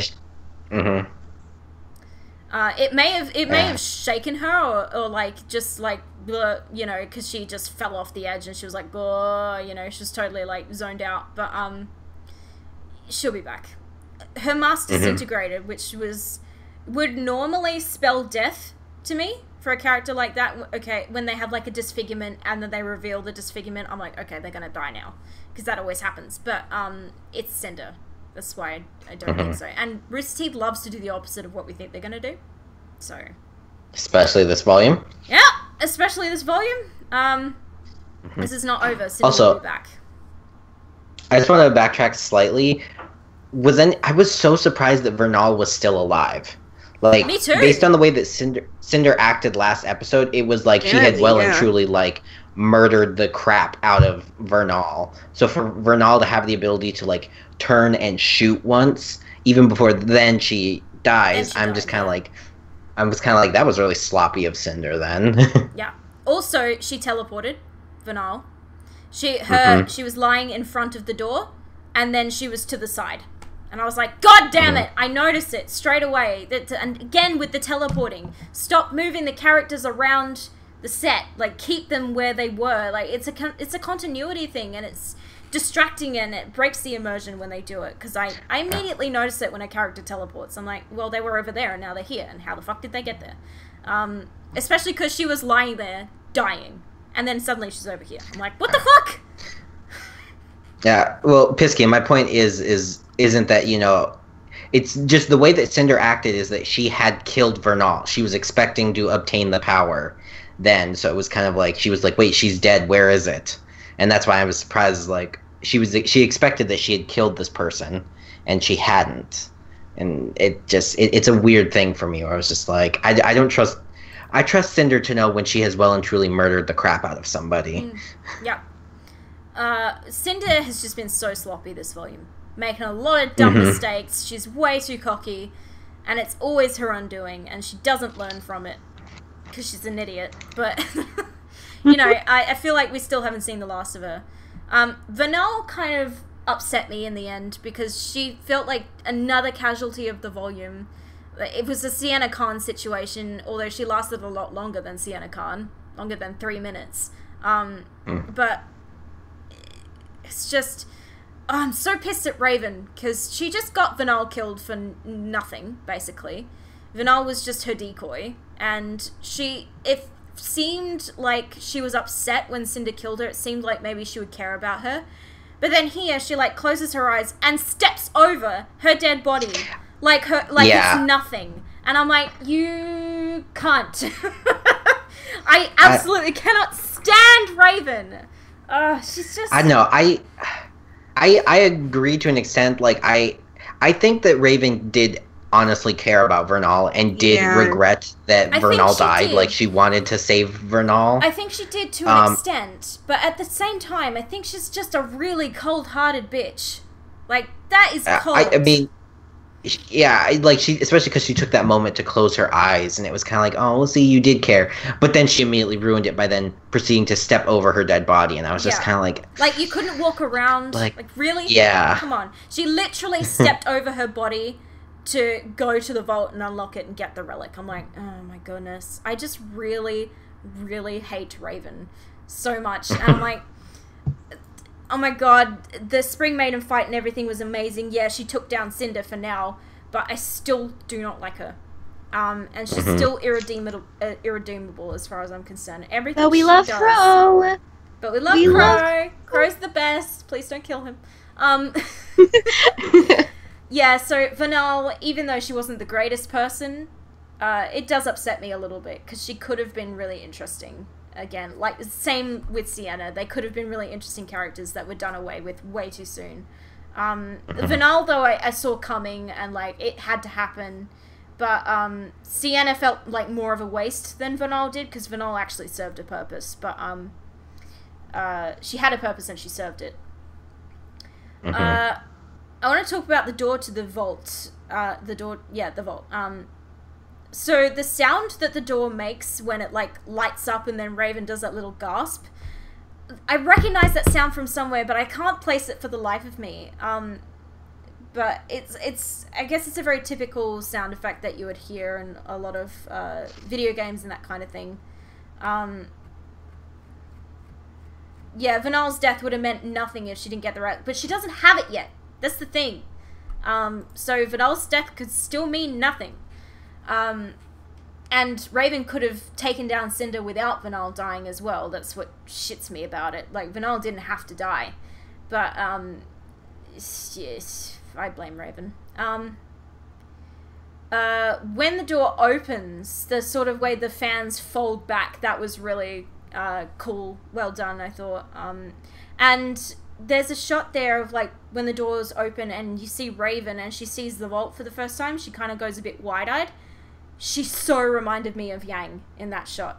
I saw Yang in her, and that scared me. Oh, I saw a lot of people say that, especially because she looked younger. Like, all of her, like, old, like, the wrinkles they put on her to, like, make her look older, like, it just immediately disappeared in that scene, and she had Yang's face. She had Yang's face, essentially.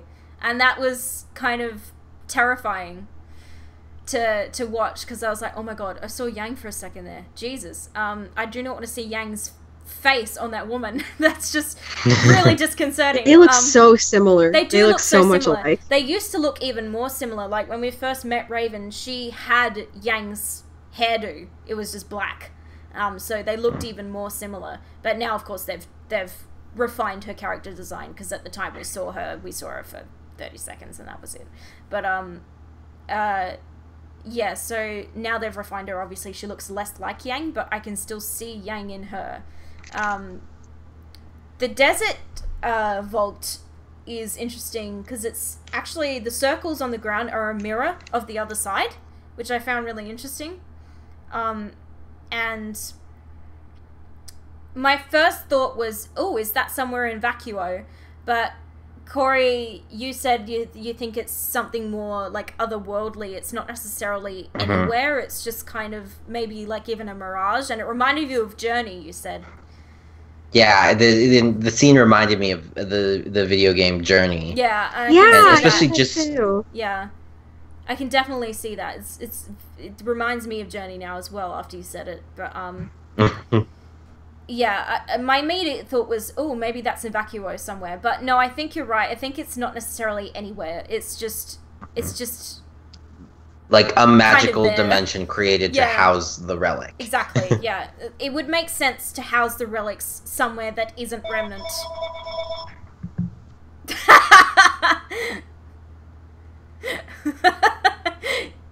Wow. Okay, well, Cory's just going to mute his mic until his phone stops ringing. Yeah, so, and then of course we hear Yang come down the elevator shaft, and Raven turns around, looks really pissed at her, and I'm like, oh no, Yang, please be careful. Like, I seriously don't think Raven is above killing her own daughter at this stage. I I don't see why Raven would feel any loyalty towards Yang at all, because she's just that kind of person. I would not put it past her at all to... If she got the chance, she would kill her. I really think she would. I don't know, especially because she genuinely seemed like she wanted Yang to join her back in episode 4. And or in episode 6, and in when she left, she looked disappointed that Yang had left. Yeah, she did look. So it's there's part of me, especially I don't know, especially now that she's showing with everything going on upstairs. I'm hoping that maybe Yang's goal is to convince her to, join us. We're winning. We can beat Salem. You don't. It's not as impossible as you think. Yeah. Join us is what I'm hoping it is. I still don't think. But here's the thing, though, is to an extent, I'm but if Yang gives Raven no other choice, I do kind of feel like Raven could try to I feel like if take it her came down. to Raven was trying to get the relic and Yang's in her way, she would absolutely kill her. But I feel like she would go to every other last resort before she did. I feel like she cares enough to not kill her if she doesn't have to. But, yeah, I'm so afraid for Yang. I'm just but plus they're both hotheads, so this can all go south very easily. Yeah. Because they're very similar in that, thank you, Dad, in that they can both let their anger get the better of them. And the fact that Yang is missing an arm is worrying me a little bit, because she's at quite a disadvantage here, so I don't think she's foolish enough to try and take her mother on. I think she knows that if she did, she would lose. I think she's smart enough to know that. So, and the fact that Cinder's missing, and she was down here a second ago, and Vanelle's dead on the floor, Yang's gonna go, oh crap. So, it looks like my mum killed Cinder here, so let's just tread carefully. Because you don't want to end up the same. But, I mean, once again, because she's missing the robot arm, and because she stowed her shotgun away, I don't think Yang really has any intention of fighting. Yeah, exactly. Yeah, I agree. Because she did stow away her weapon. And while she looks pissy at her, I mean, she's always going to look pissy at Raven, she's gonna have a minute here where she's got to assess the situation that she's in and how exactly she can turn it to her advantage. Okay, so the last thing I've got written in my notes is the biggest question on my lips right now. Is Yang about to become the Spring Maiden? I hope not. I hope not, but it is an extremely real possibility right now. No, yeah. I can't see it.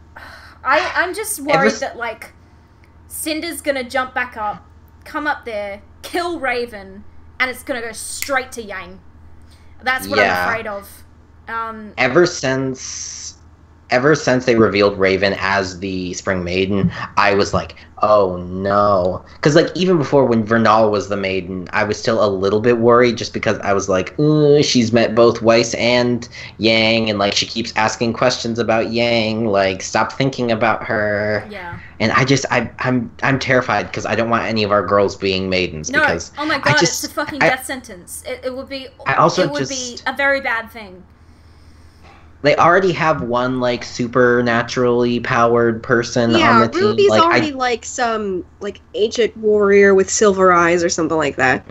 I don't want them to, make it so, oh yes, it's gonna be, the 3 other girls become maidens, and then Cinder is still the Fall Maiden, and this is how the show will go, and blah, blah, blah. I don't want that to be the case. I don't think that all of Team RWBY will become maidens. I don't think that's gonna be a thing. But I think right now Yang is in very real danger of becoming the Spring Maiden. And I'm just reading the comments here. Piskian says, I hope not, but I don't trust Miles and Cory not to do it. I agree. Unicorn says, I hope not, mainly because I pegged Yang more as Summer. Miles and Cory know that.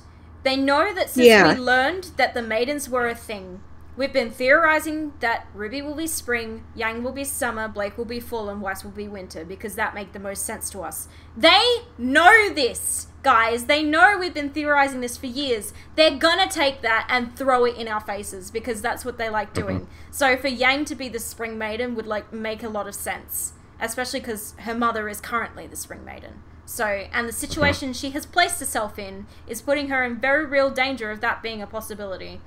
Youngbro says, do you think there's a failsafe for the vault in case someone other than the specific maiden walks in? That's a good point and a very real possibility. I meant to talk about that last week. Is I wondered if we saw those flowers bloom when they entered the vault, and then they immediately started to like peel away, and I was wondering if it had to do with like it bloomed because spring is here, but they fell away because fall is here.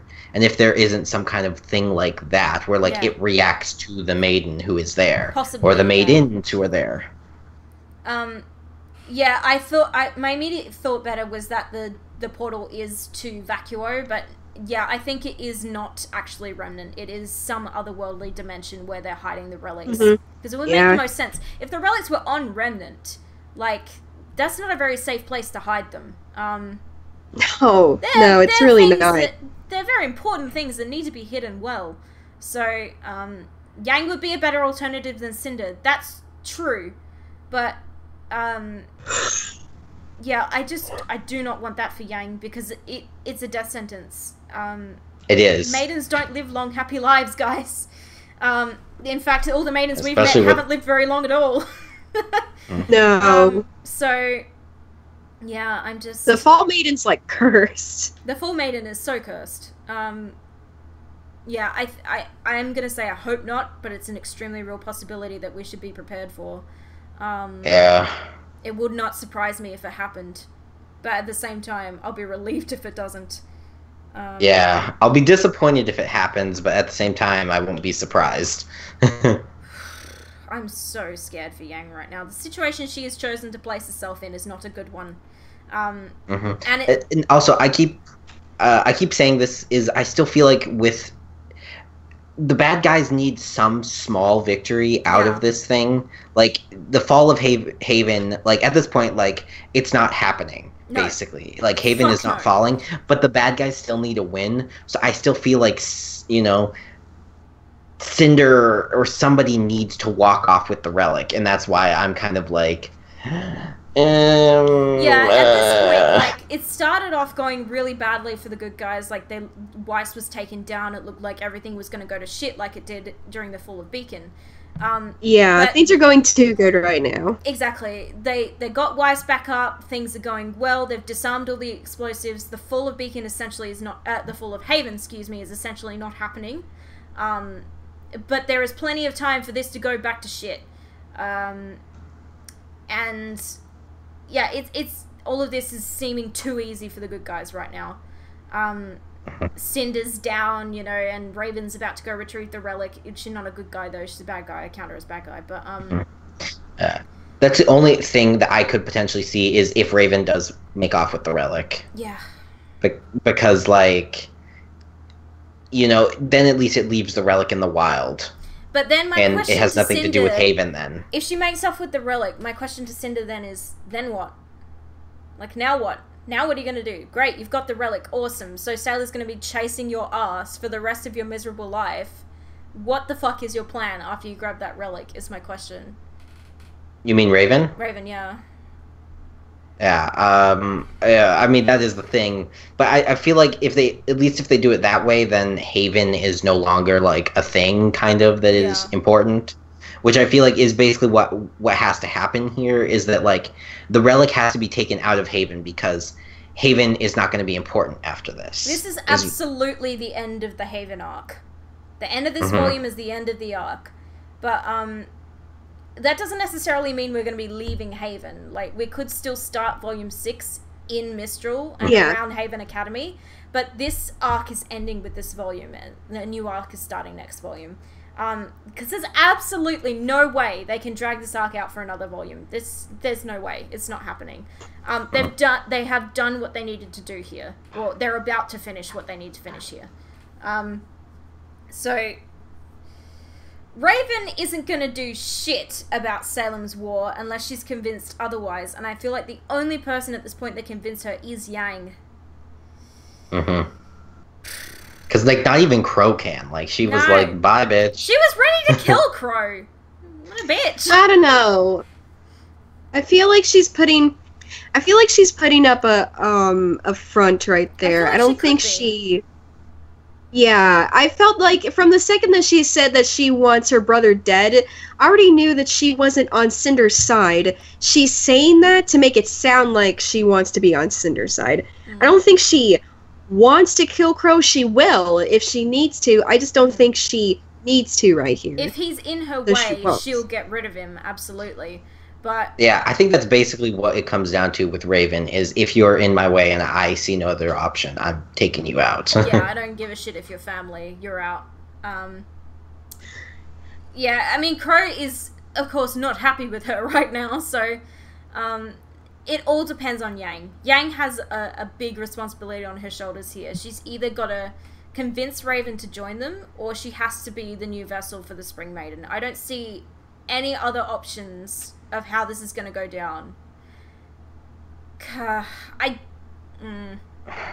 don't know. I'm just really worried about the finale. I'm super excited, but I'm really worried. I'm like, yeah. For the first time, I don't know how this is going to end. And I'm like, I knew how Volume 3 was going to end. I knew how Volume 4 was going to end. Although I predicted more death at the end of Volume 4. Volume 2, I knew how it was going to end. Volume 1, I knew how it was going to end. This volume, I'm like, oh my god, this could go so many different ways. I don't even know. All I know is that it's going to get worse before it gets better here. Because everything's going too well right now. So, I'm bracing myself for something to go horribly wrong. I'm also bracing myself for Adam and Blake confrontation. I'll be kind of upset if it doesn't happen, to be honest. Yeah, I mean, they have to resolve all that's outside, and fighting Adam has to be in there. Yeah. And I still think that there's somebody who's not making it out, and it's either Gira, Sun, or Ilya. I'm gonna say Gira's okay for now. I'm gonna say it's either Sun or Ilya. See, I was like that too, but my sister brought up an excellent point. Don't take away Sun.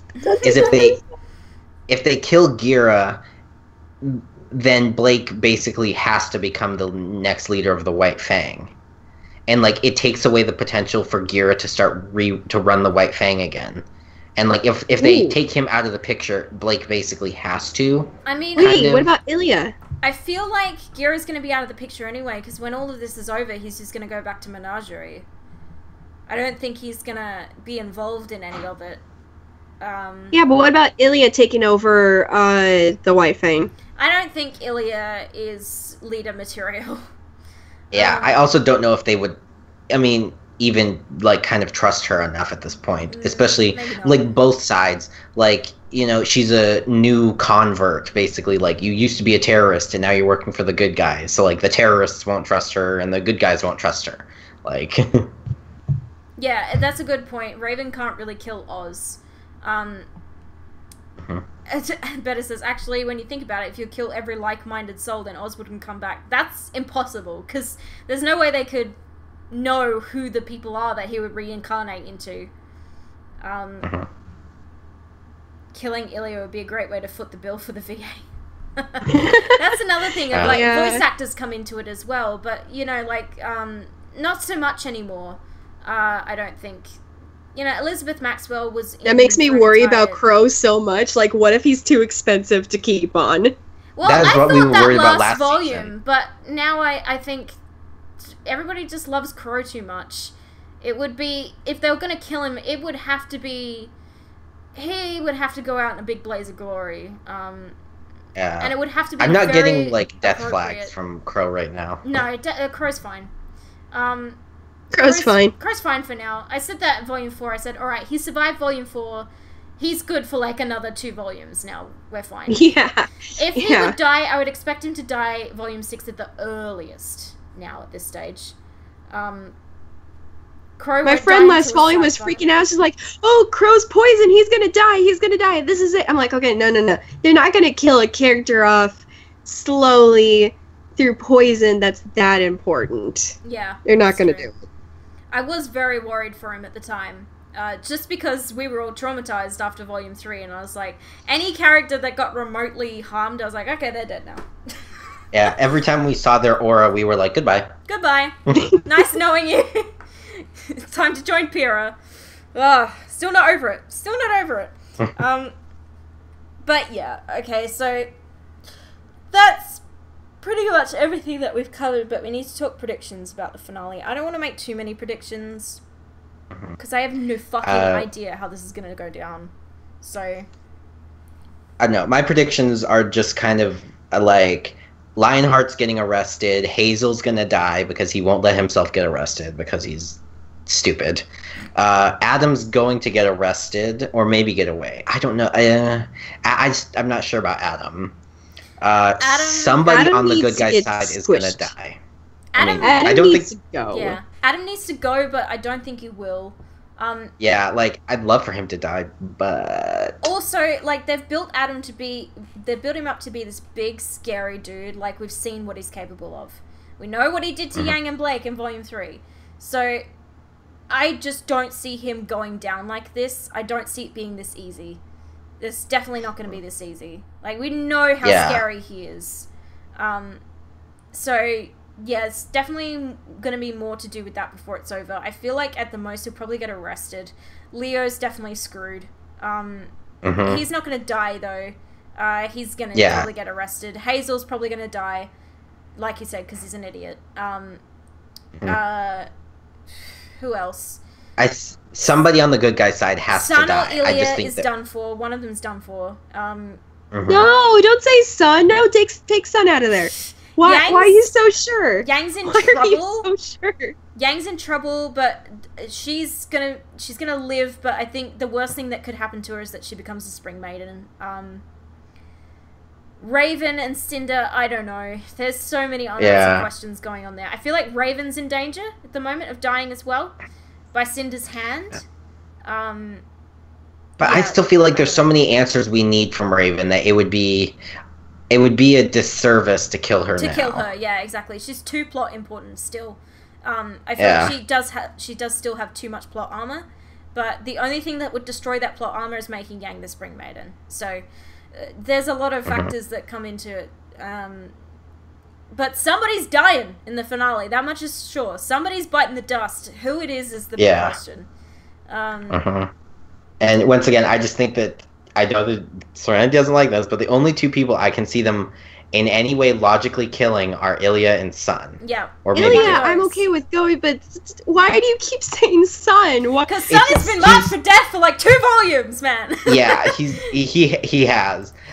I do feel like that has been going away this volume, though, but that's almost why I think that they'll do it, because they're like, everything's fine, your heart on the floor. The RWBY, this volume, have done the opposite of everything I've expected them to do at every single turn. So I'm like, the fact that they're making Sun so safe right now is terrifying me. He wasn't safe, he got stabbed. That was last volume. Yeah, that was last volume.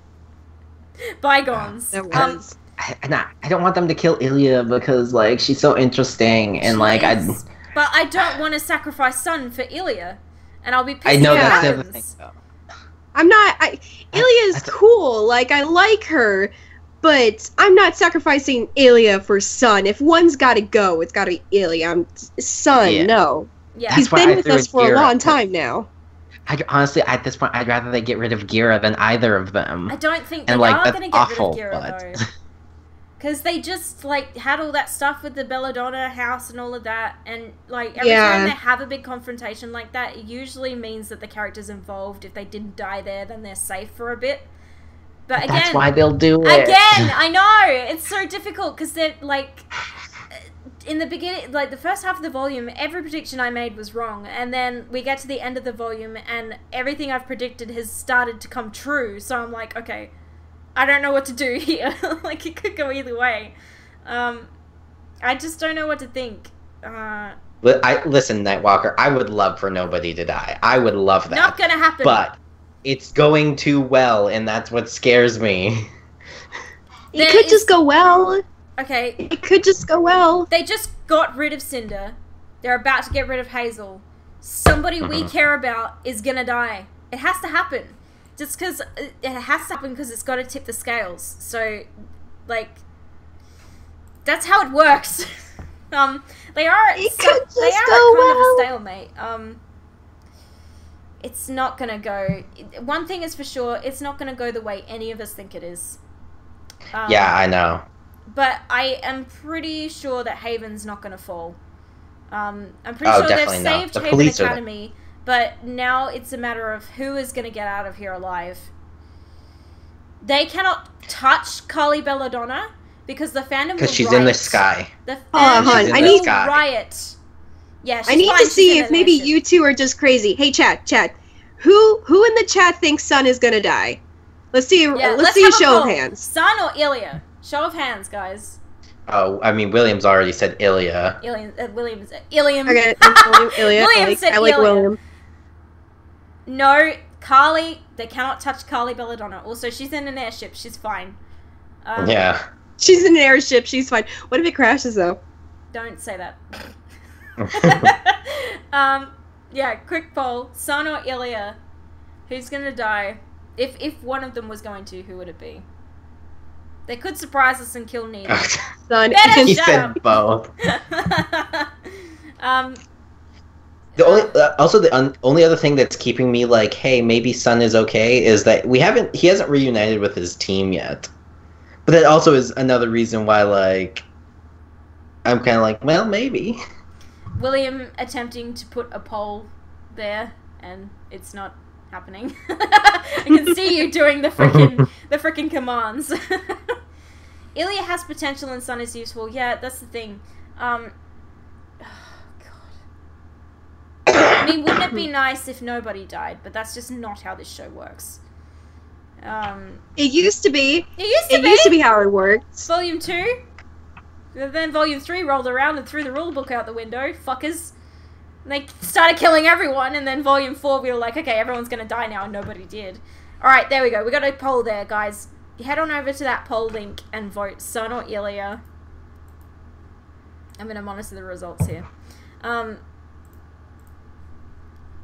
no. Depending on which one you choose depends on whether I like you as a person or not. No pressure. One vote each so far.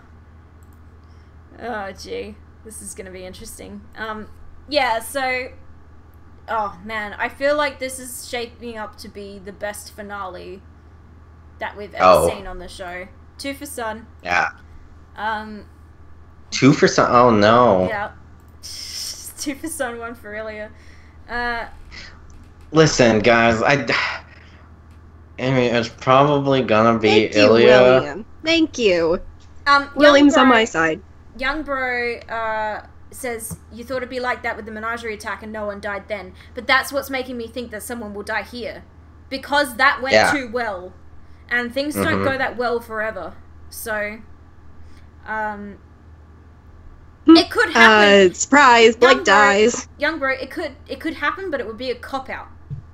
So, I'm saying it would be a cop-out because the situation that they're in is just too dangerous for all of them to make it out of here alive. Just push your good vibes towards Sun. Just all the good vibes, push them towards Sun. They're neck and neck now. It's 50-50.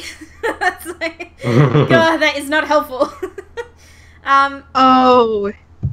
Do you want to hear about how I almost got into a fight at the RWBY panel at Anime Expo during the summer? Do tell. Oh no. So there was this cosplayer that was like 15, and she was cosplaying RWBY, and she sounded just like RWBY. Like, I was so jealous because she opened her mouth and RWBY came out. And she was dressed as RWBY in like a school like gym uniform. I'm so sorry. I'm so sorry to interrupt you, Serenity. Look at what William just put in the chat. Well, hold on.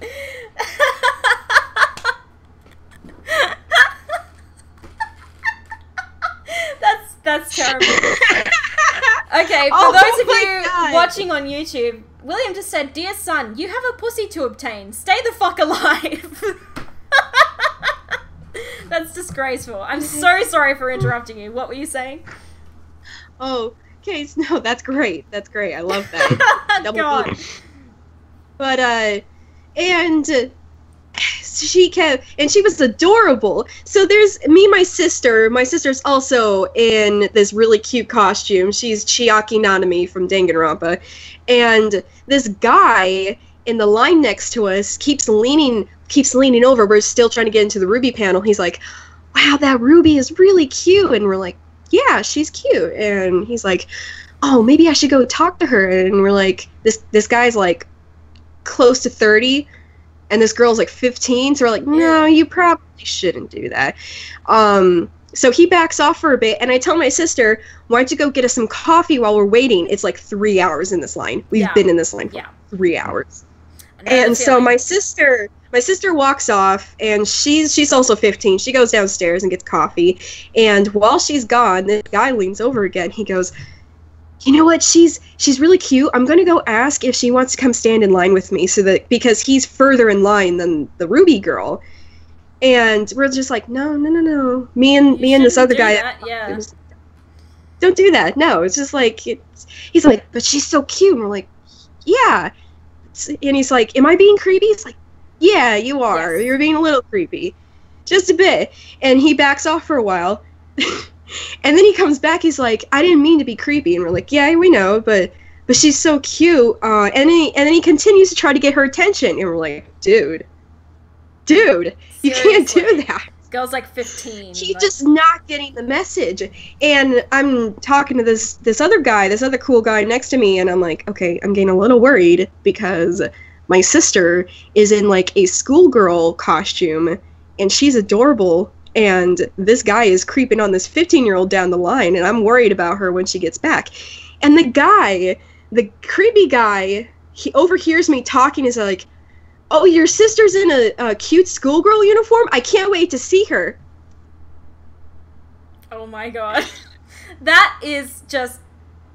Mother Bear. Yeah, it would take everything. Older sister Bear. Just like flares. I get up and I go over to him, and I'm in my Sans costume from Undertale, and I take off my mask, and I'm like, yeah, she's in a cute costume. You're not going to look at her. You're not going to speak to her. You're not going to take her picture, or I'm going to fucking knock you on the floor. This guy is close to tears. This guy is like wibbly. He's like, I'm sorry. I didn't mean it like that. My sister gets back at that moment, and she sees me fuming, and she sees this guy is like almost crying. Yeah, Sans from Undertale. I was cosplaying Sans. And she's like, what happened? She's like holding the 2 coffees, like, what's going on here? Don't worry about it, hon. Later on, this is an he tries to talk to that Ruby again, but he doesn't make eye contact with my sister. He doesn't speak to her the entire time we're in that line. And he says, but he does talk to me, and he says, look, I'm sorry about that. I hope you mean that I didn't mean anything by it. And like, you were being creepy, my dude. He's like, but I wasn't trying to be. And like, okay, if you're sorry, then why do you keep trying to validate yourself? Yeah. He looks me dead in the eye, and he says these words to me. What does validate mean? Oh my god. What does validate mean? Oh my god! This dude needs to get it. RWBY panel later, way later. We're finally in the RWBY panel, and Miles is fucking off somewhere. He's late. I don't know where he's at. So everybody's just kind of talking in their seats, and the RWBY from earlier happens to be sitting next to us in the seats, and we're like, so what was up with the creepy guy? She's like, oh yeah, no, he was freaking me out. I was trying to get him to stop talking to me. I was scared for my life, but thankfully I'm a brown belt, so if he came over, I would. I'm like, me too. I almost knocked his ass down. Oh, what she sounded so much like Ruby though, so that when she got up and asked them a question, Barbara was like, "Did you eat Lindsay?"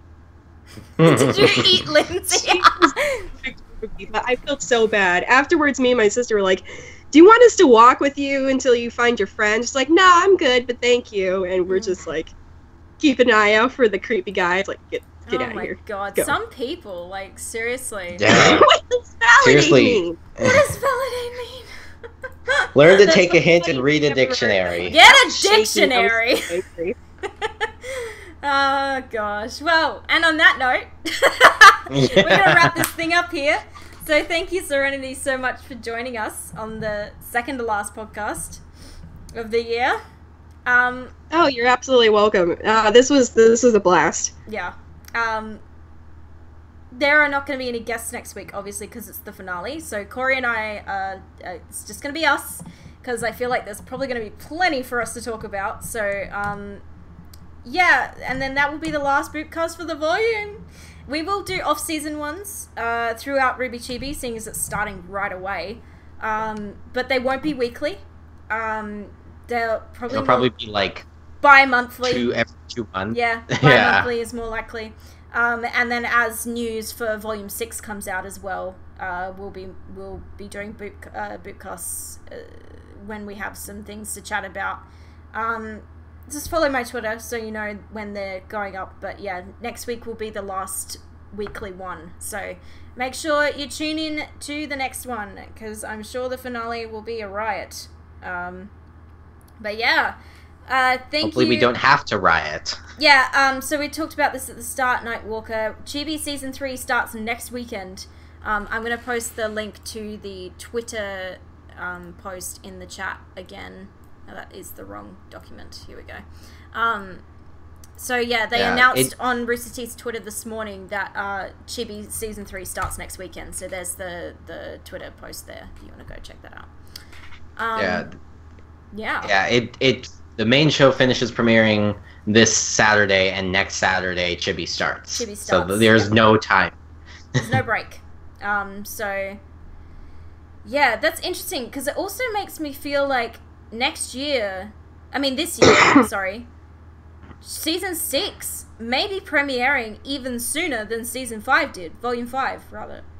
Because if they're starting TV now, I'm like, when is Volume 6 premiering? Yeah. I'm just wondering if they aren't saving, like, Genlock for the summer, and that's what... Because, like, normally what they do is they have Camp and Chibi for, like, their summer cartoon thingies. Yeah. But yeah, I guess maybe they're like want to give Genlock more time, so they're like, okay, we'll just do Chibi now. They have the Red versus Blue thing that goes on. I don't think they want Red versus Blue overlapping with RWBY. No. Yeah. So that would be suicide. That would be terrible. My thinking not for RWBY. That would be terrible for Red versus Blue. I'm actually a little worried. Well, it would be annoying for both of them, I think, to compete it would against be annoying each other. So, but yeah. I'm not sure there will be a Genlock teaser after credits. I am 100% sure that when at RTX Sydney we're getting a Genlock teaser of some description. Whether it's the first episode, I doubt it, because it's probably not finished yet. But that we're going to see something Genlock related at RTX, definitely, because that's like 2.5 weeks away. But as for Season 6, Volume 6's premiere, I'm going to say beginning of October, maybe. Is when we'll see a premiere, like 2 weeks earlier than Volume 5 premiered, is what I'm thinking. Where Probably. are we? October. So the first Saturday in October is the 6th. So, maybe? Just because they're starting Chibi so soon. So I'm like, God, are they planning on having a huge gap between Proper and Chibi? Or are they premiering Proper sooner? And also, if they're premiering it that soon, how many chapters is it going to have? I mean, I feel like at this rate they might continue with the 14 chapters. I feel like they will not have less than 14 now. I feel like 14 is now the standard. Mm-hmm. I'm wondering, because of the timing, will they have 16? Maybe, possibly. Because if it does premiere as early as the 6th of October, that's 2 extra weeks. And then it would still finish around this time in 2019. If there were 2 extra episodes. GB runs for about 22 episodes. Yes, it does. So, and there will be no, isn't it 24?